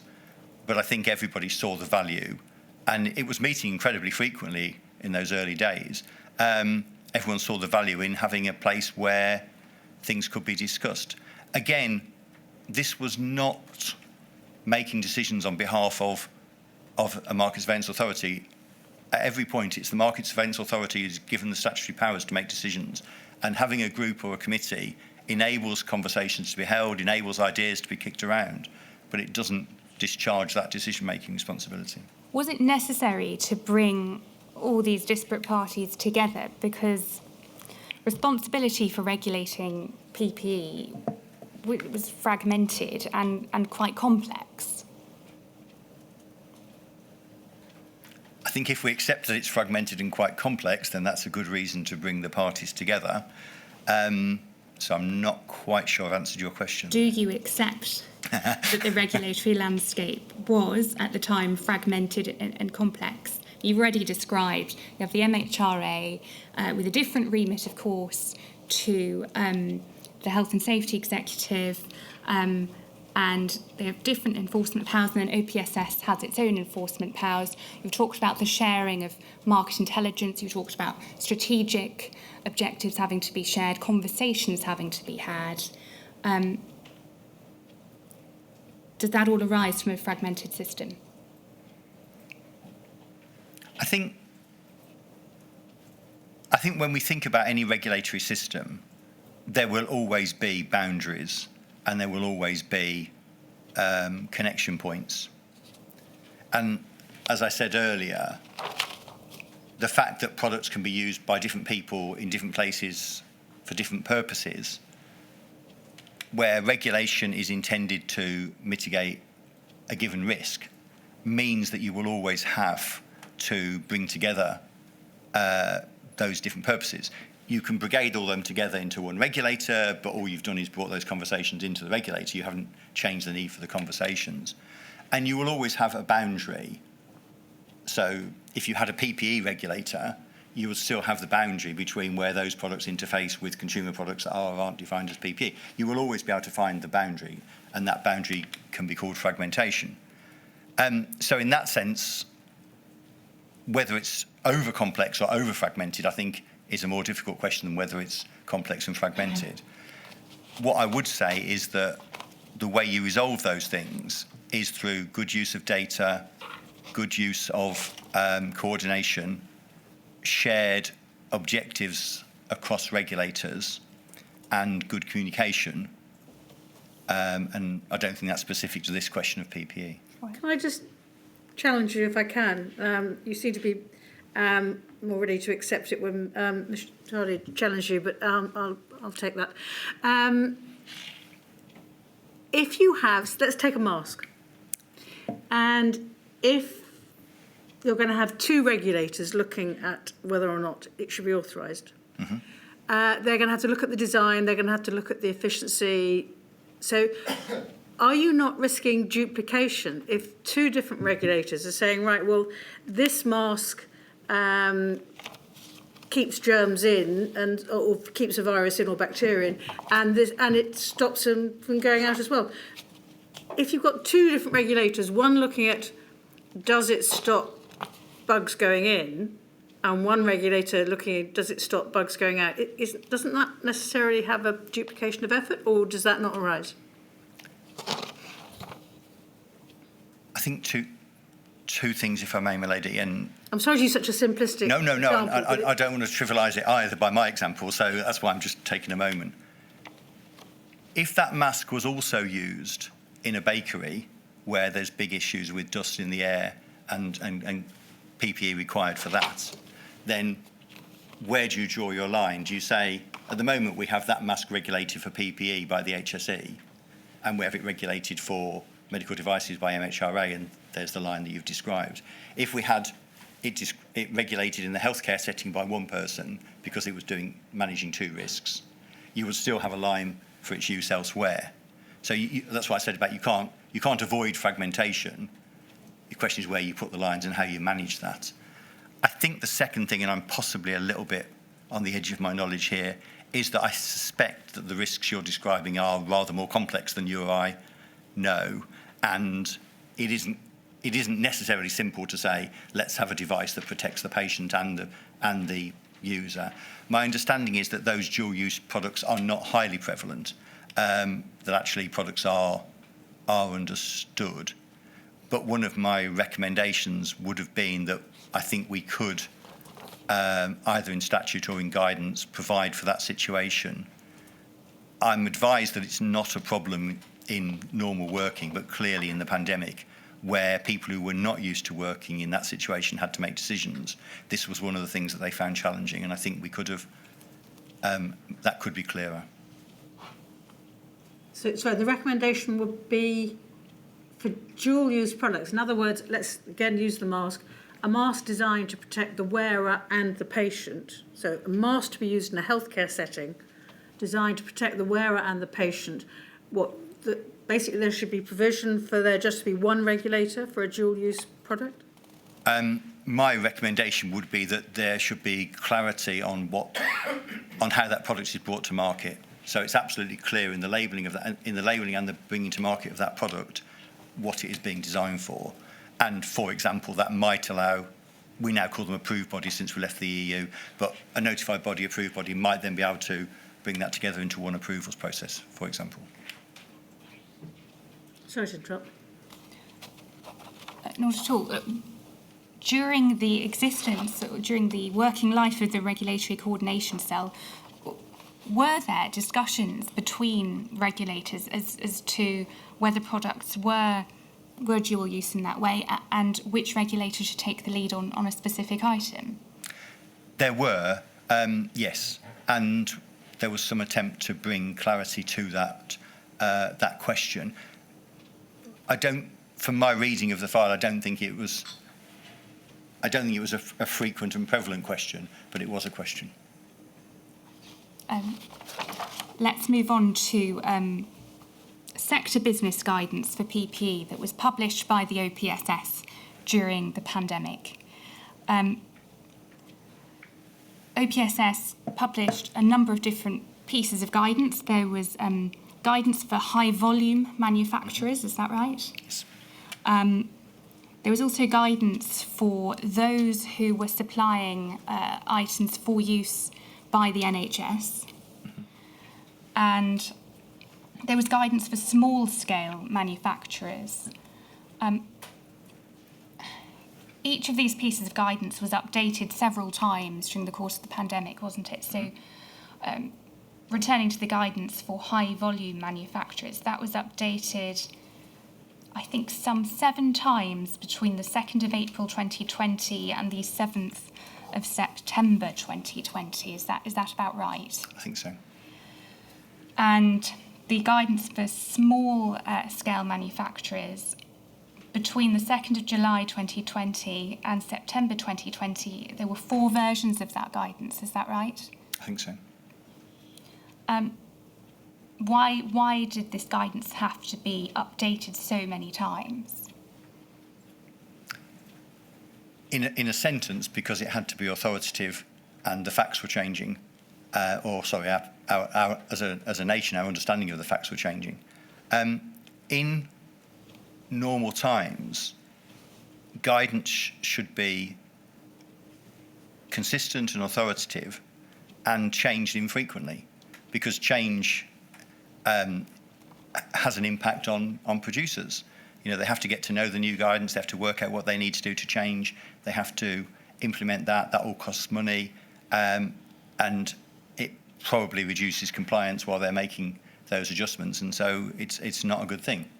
So regulators work hard to, and it's sometimes why guidance comes out slowly, you know, to produce guidance that has a decent shelf life and will give people authority for as long as possible. The problem here was that what we knew about the pandemic, what we knew about the disease, what we knew about control measures, what we knew about the authorisations that could be given to businesses and how we could reduce process for them was changing, in the period you've described, was changing very rapidly. And I think we set out in Sarah Mumby's statement for each of those changes the rationale behind them. In hindsight, you could look back and say, were each of those changes necessary? Because sometimes a change might happen and then a week later it might change again. And of course, if you knew it was going to change again a week later, you wouldn't have done the first. But we were under a requirement to ensure, as far as possible, that we made it as simple as possible for businesses, large and small, to produce or import safe PPE. And so giving them guidance that was as clear as possible and as precise as possible was part of responding to that. So it's not just about how often we change the guidance, there's also, you know, why did we have different guidance for large and small? Because as we got to understand their challenges better, we realised that the responses were very different. And so we tried to write guidance that was going to be as useful to them as possible. In terms of large and small, we've heard earlier this morning that there was tailored help for some of the high-value manufacturers. Did OPSS have a role in assisting high-volume manufacturers at the direction or suggestion of Cabinet Office?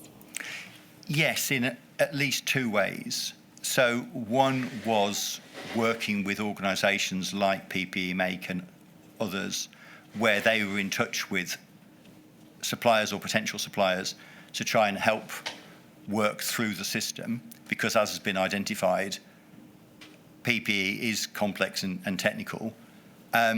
So we did that, but also specifically we were asked by Cabinet Office to work with 10 businesses identified, I think, by Deloitte's. This was in the fairly early stages, and I think in some ways it sort of preceded some of the thinking that PPE Make then took forward.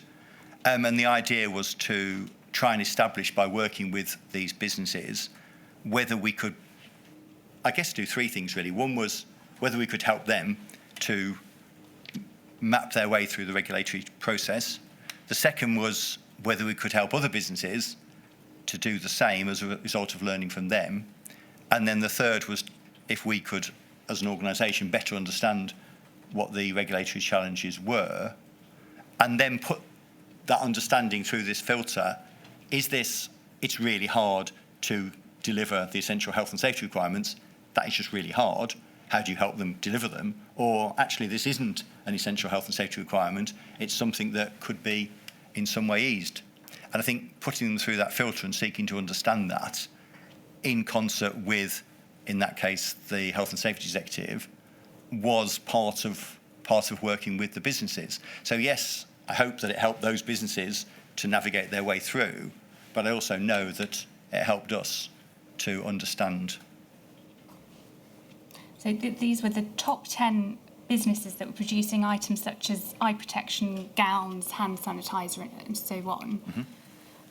Would you have expected the top 10 businesses involved in this to be familiar with the regulations and the processes, and perhaps not to require the assistance of OPSS? If I'm correct, these are the top 10 businesses seeking to come into the market rather than the top 10 businesses in the market, So these are new entrants to the market. as I understand it.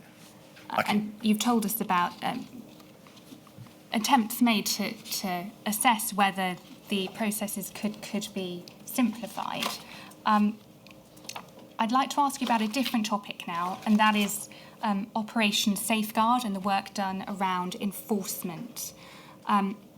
Operation Safeguard was an enforcement operation at UK ports established in May 2020 to provide more support to local authority trading standards teams because there was a significant influx of non-compliant PPE arriving at UK points of entry. Would you agree with that so far? Yes, it was a building upon existing activity for that purpose. And the idea was, of course, to prevent potentially unsafe or non-compliant PP from entering the consumer market and circulating around the UK.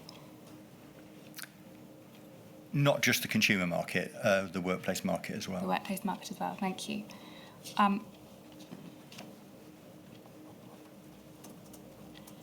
Is it right that Border Force invited OPSS to assist them specifically at Heathrow Airport? Yes. The reason I pause slightly is prior to the pandemic, there were existing activity sets at ports and at borders. OPSS had taken responsibility for organising and funding the work of local authorities quite recently before that. And therefore, there were local authorities present at Heathrow. Border Force are the border authority and have the statutory mandate, and they then make, although it doesn't quite look like this on the ground, it's actually Border Force that are making the referral to the local authority or whoever that might be, the Market Surveillance Authority. Border regulation is a regulatory set in itself. And what was the OPSS role in relation to Operation Safeguard? So we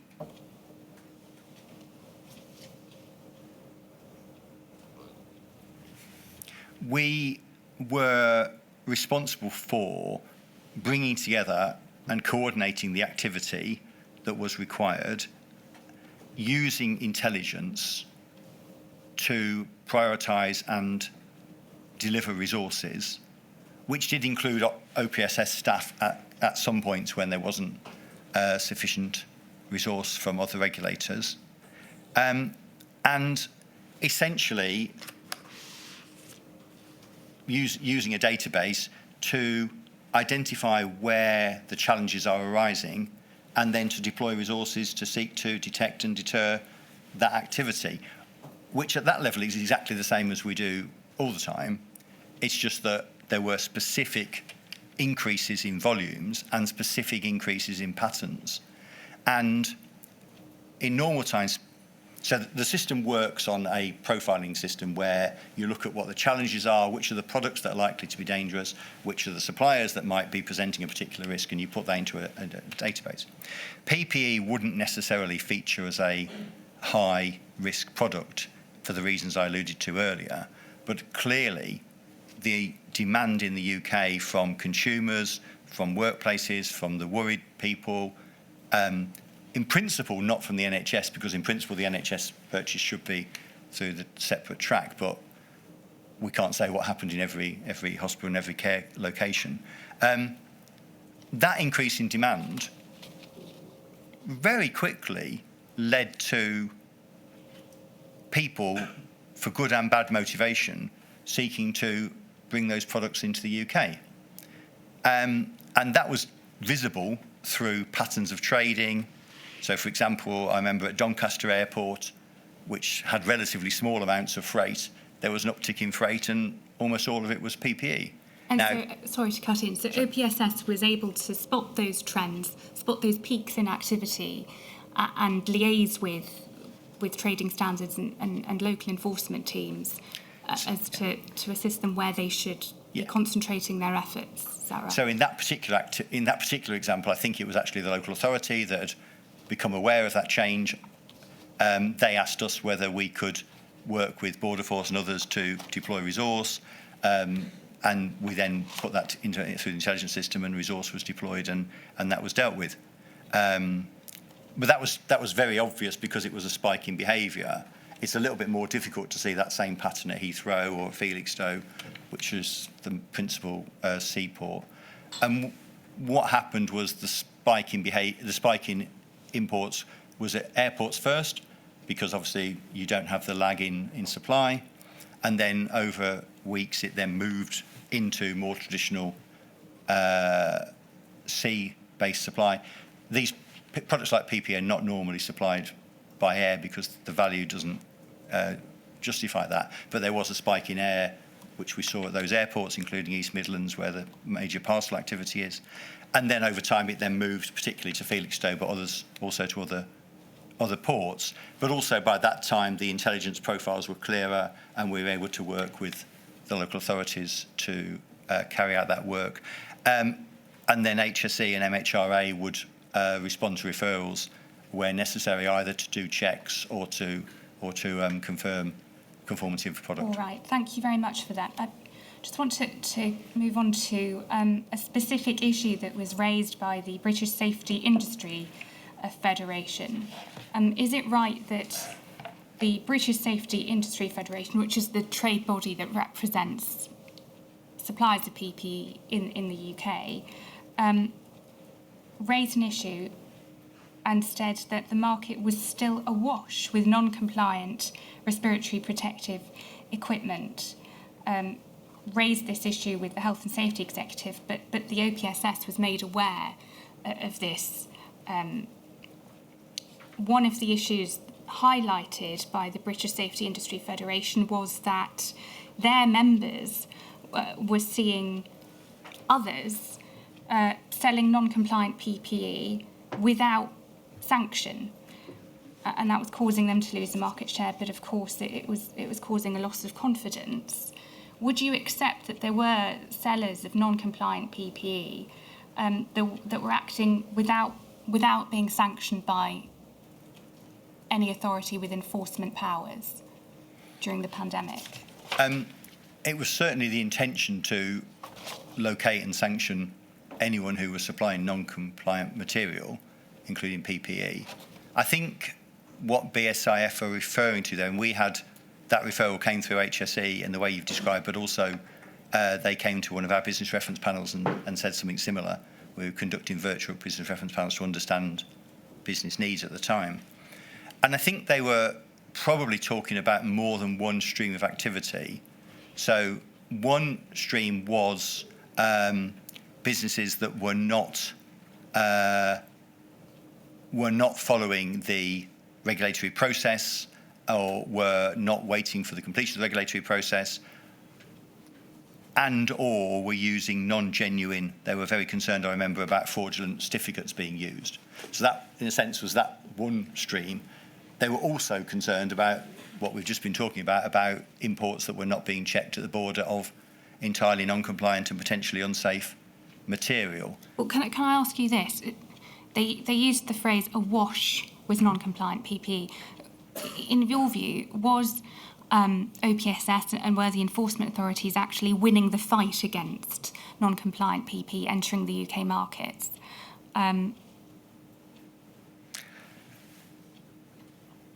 The way that the regulatory system works in the UK, outside of what we've been talking about earlier for the prescribed items, the way that it works is that most items do not need to go through a check before they're put on the market. We don't have a border protection in that way where every item coming into the UK is looked at. So therefore, there is no data on how many items of non-compliant PPE were available on the market in the UK. Neither do people, so in that sense, I can't answer your question because I can't say what ratio there was. What I can say is that we took those remarks very seriously. That's partly why we ramped up the prioritisation around the border and continue to do so through the pandemic.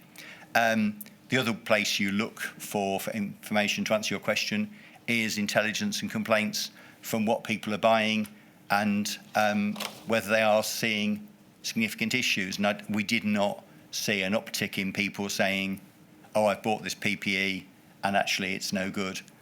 We didn't have that. We didn't receive that intelligence. All right, thank you. I'm going to briefly move on to the way that OPSS and the Health and Safety Executive assisted the DHSE with goods that it procured as part of the parallel supply chain. And so those are the goods that were then kept in a warehouse at Daventry before being distributed onwards to the NHS and social care. Can we have up on screen, please, INQ 000477693? Thank you. This table sets out some of the work that was being done to check the PPE that was held in Daventry. We can see there at the bottom row, downstream processes, Daventry, and VIP/non-VIP donations. A hub has been created at Daventry for all PP procured by Cabinet Office or Deloitte in the 4 streams in the top row. There was assistance given by the Army, HSE and OPSS, who have a presence at Daventry to assist with the sorting of PPE, ensuring documentation is uploaded for OPSS, your organisation, HSE and MHRA. There was a great deal of work being done physically at the Daventry warehouse to ensure that goods were compliant. What were the main challenges that OPSS observed in trying to ensure that non-compliant PP did not leave that warehouse? So the Daventry supply route was the supply route for government purchased into the NHS front line. It didn't exclusively use the second easement, but a lot of it would have used the second easement. And so it became massively significant in terms of making sure that hospital settings and NHS settings across the country were properly protected.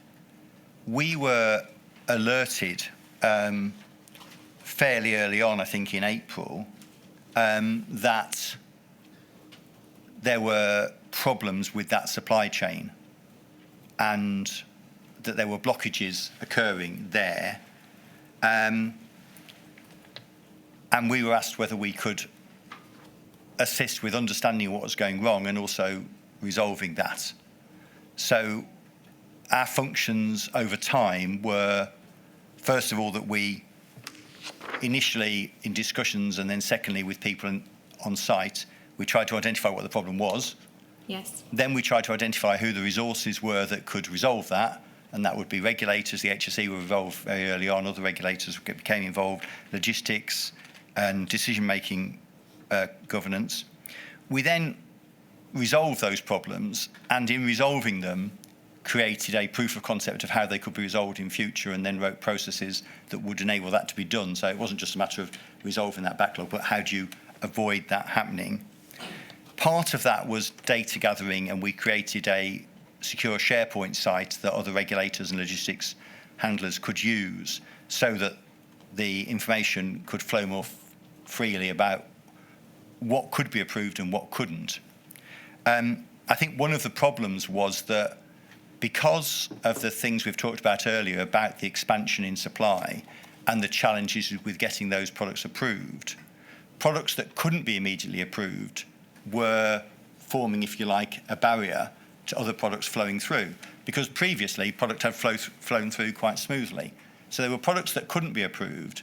There were also products that could be approved, but people didn't know they could, and HSE gave some very helpful clarity on CE mark products and things like that, started to break that down.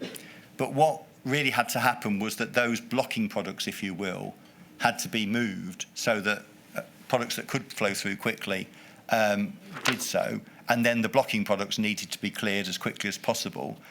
But it did vary enormously how easily that could be done. It might be that additional information could be sought, additional certification, confidence in testing.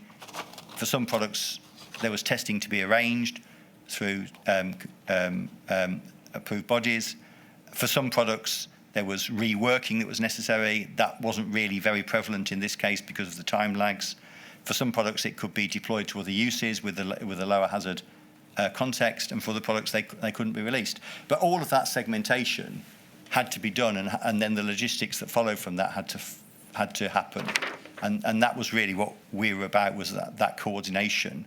And I think the reason we were there was a combination of technical expertise, role of market surveillance coordination, but also as part of government, we were very conscious of the problems that were being caused by these blockages. So we deployed quickly to that.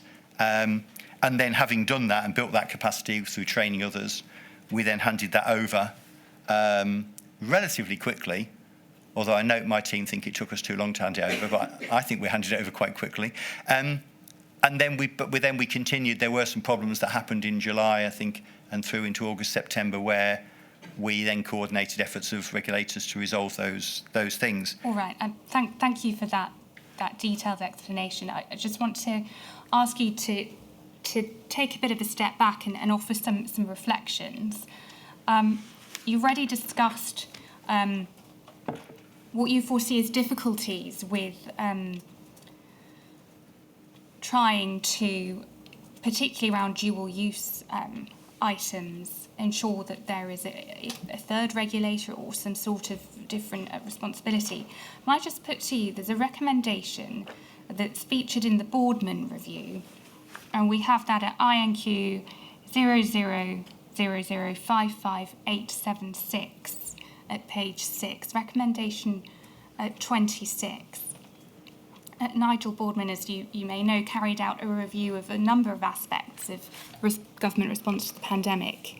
Regulation 26 of his report was that regulation in the health sector needs a clear structure, and government should encourage the NHS and regulatory community to consider appointing a lead regulator with clear definitions around the roles of regulators who make final decisions regarding products in times of crisis. And to be clear, the Health and Safety Executive, in their witness statement to the inquiry, are not in favour of a lead regulator.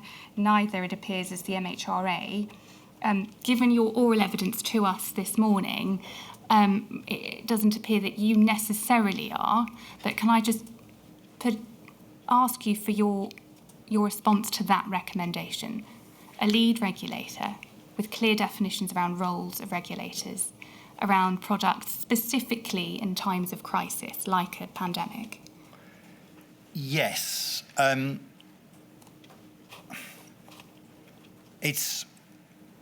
We've alluded to this a little already. It's not a simple question with a simple answer.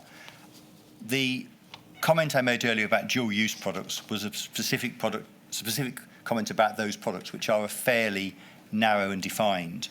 And I think there is grounds for greater clarity in how those products are both placed on the market and also approved. But I think lead regulator here is quite a lot wider than that. And the challenge is, and this is something we get asked to comment on, not just in the UK but around the world. It's a live question. The challenges are that you want regulators who are competent and agile and flexible and have sufficient scale to be able to deliver the regulatory activity that's needed at a given point in time. And small, focused regulators set up for this purpose and this purpose don't have those features and can tend to not give you the flexibility that you need.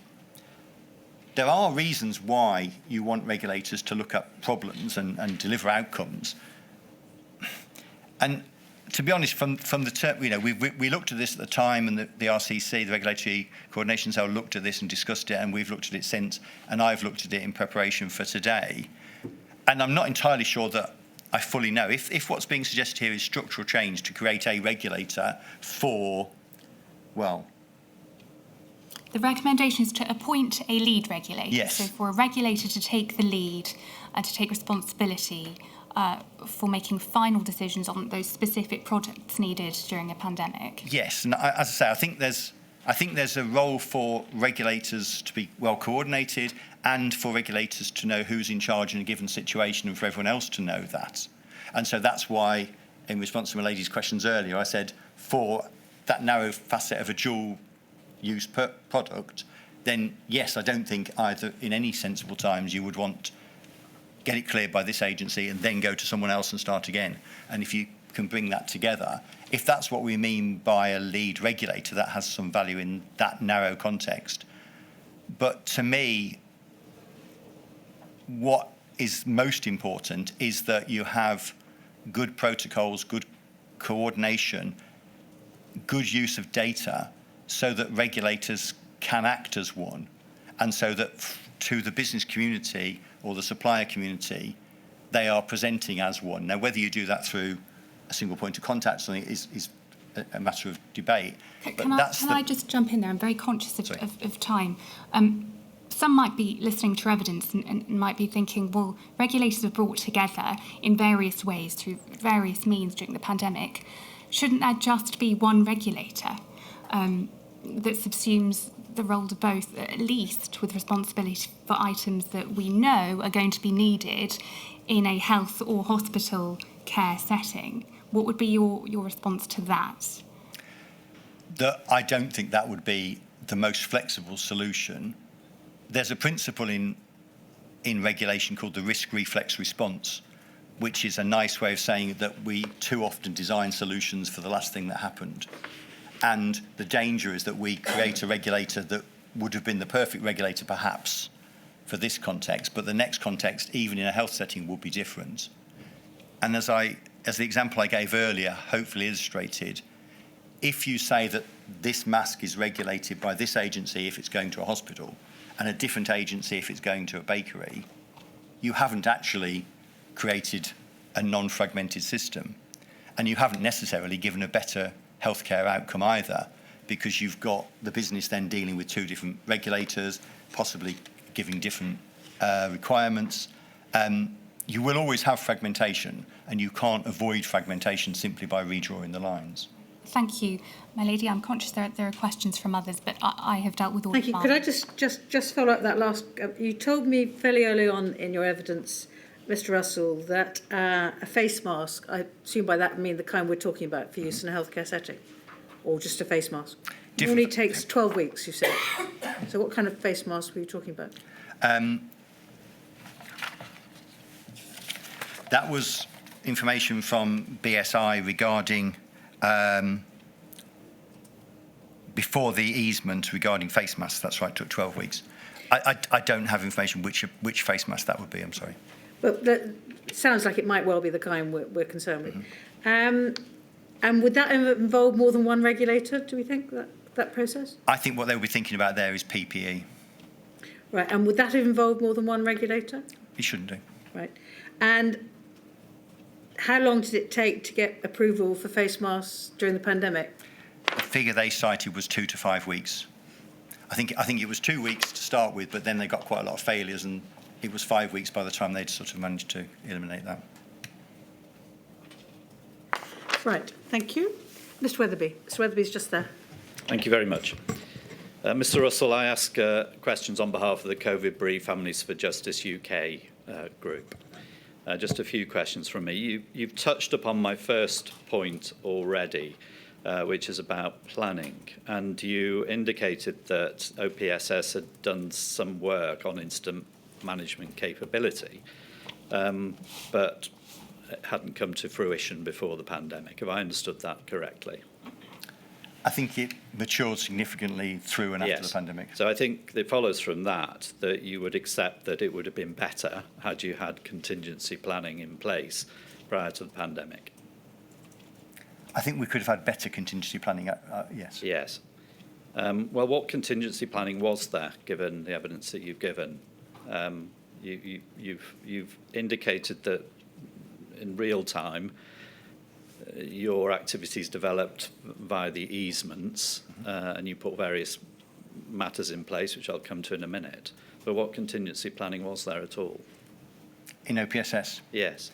So we had a incident management plan, which involved non-specific to PPE or the pandemic. We had an incident management plan, which involved protocols for how we worked as an organisation, how we deployed resources, and also how we worked with others. I think particularly at that stage, it focused on how we worked with local authorities, but also with other national regulators. And it looked at how we made decisions and how we both escalated and de-escalated our incidents. So a classic incident management plan. But it was having only been around for 2 years, it was in its early stages of development. Yes. The pandemic taught us a number of lessons about that, which we've now implemented. So some contingency planning, but could have been better. Yes. Given that the OPSS was formed in 2018, you've given that as a reason why it wasn't as developed as it might be. But of course, the work of the OPSS hadn't been invented in 2018, had it? So do you think it might have been possible to be more developed with your contingency planning by the onset of the pandemic? Before 2018, product safety regulation in total was delivered by local authorities. And one of the reasons why the OPSS was set up was because that had a consequence in terms of things like this, the ability to bring a national level of resource to a problem. Yeah, okay. All right, I'll move on. Could we have up INQ 0004777692, please? And this, I'm moving on to Daventry. And as you've told us, Daventry was a distribution centre during the pandemic, where I think you'll agree it's where screening was carried out to ensure that goods were safe for release to the NHS. Is that a fair way of putting it? Yes. Now, I hope it's up on the screen in front of you. Yes. This is an email thread, and I want to start at the bottom of page 2. And this is the 14th of April, and it's an email from Sarah Smith, who's the Deputy Chief Executive of the OPSS. Yes? Mm-hmm. Yes. And it's to another member of staff, and it's asking for help. The second paragraph, we have a situation at the PPE distribution facility at Daventry where we need to put some key resources on the ground to find out what's going on and support decision-making by OPSS and others, including HSE, on whether PPE can and should be released for use by the NHS. The task is still quite unclear, and part of putting a good person in there is to see what is needed going forward. And it goes over the page, but it doesn't. There's nothing more that we need to look at on page 3. And then moving up, there's a helpful response from the staff member, and then Sarah Smith says, thanks for the speedy and positive response. This is top of page 2. Thanks for the speedy and positive response. Clearly loads to work through. And then going up again to the first page, the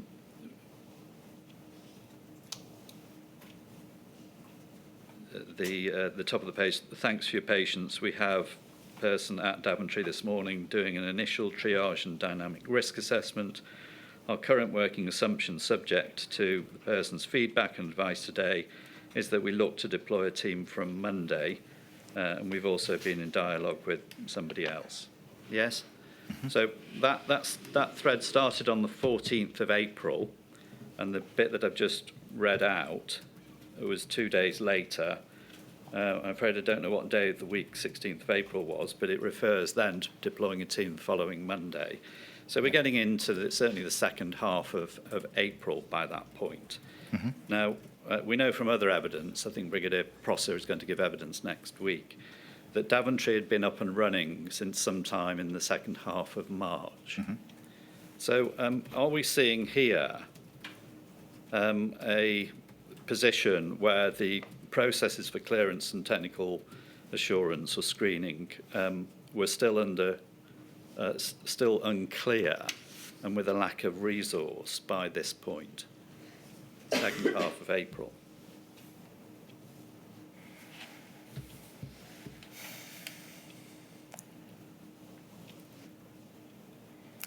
I think, as I understand it, the particular challenges that I alluded to that were causing the problem that we were seeking to resolve through this action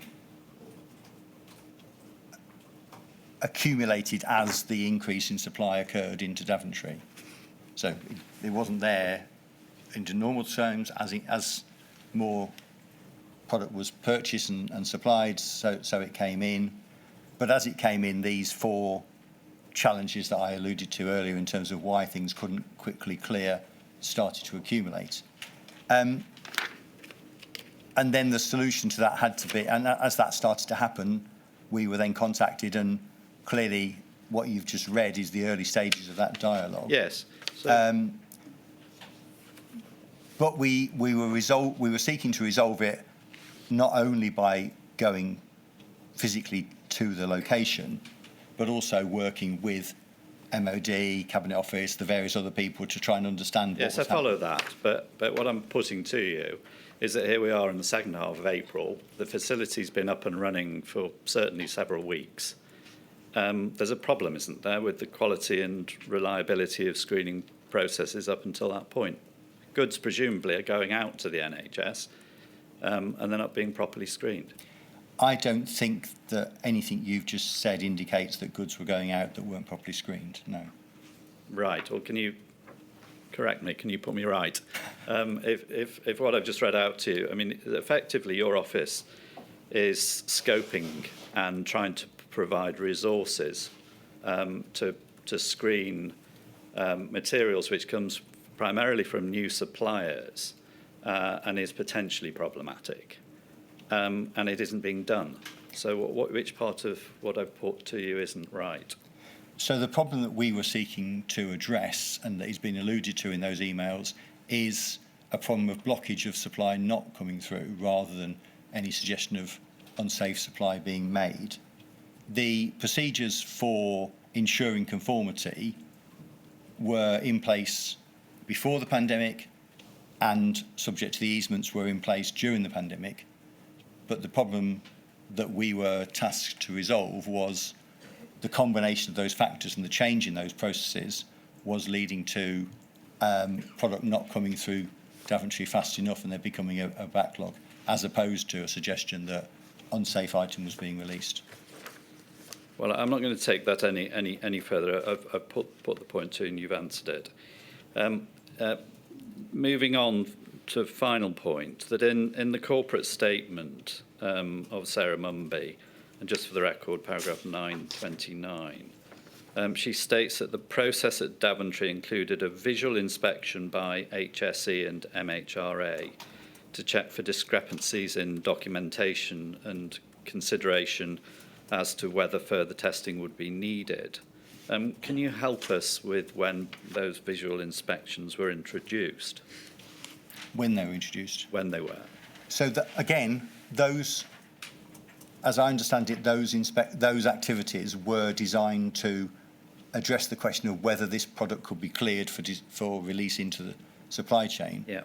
That is not describing the conformity assessment process either in normality or under the easement. It's looking at, is there a reason why this item has been detained?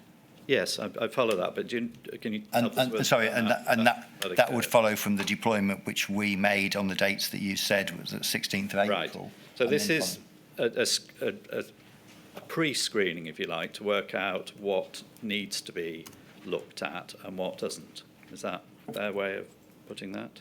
I don't think it's a pre-screening. Well, how would you describe it?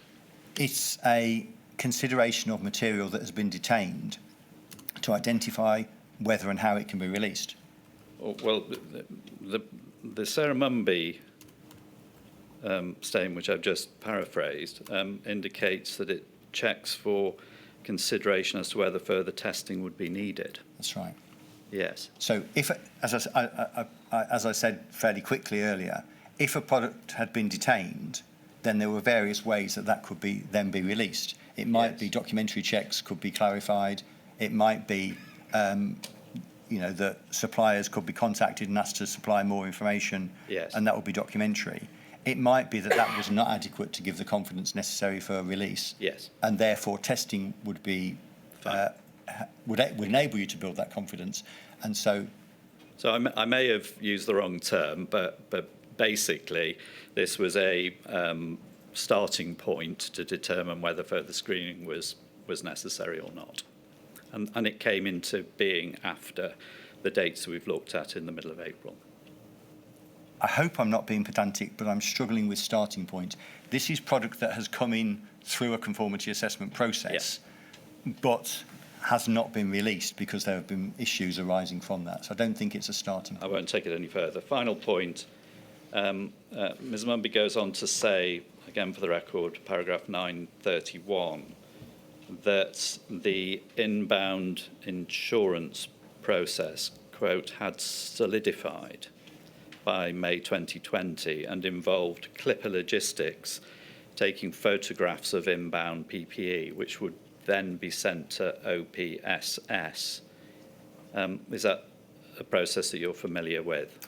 And that's what I was alluding to when I talked about identifying the problem, resolving it, and then building processes that avoid that in the future. So following on what we've discussed, the process eventually by May was that the logistics company was taking pictures of some of the PPE, emailing it through to your office, and then there would be a visual inspection of those photographs. By us or by the HSE. But just to be clear, this is the product that had been detained because there wasn't confidence it had conformity.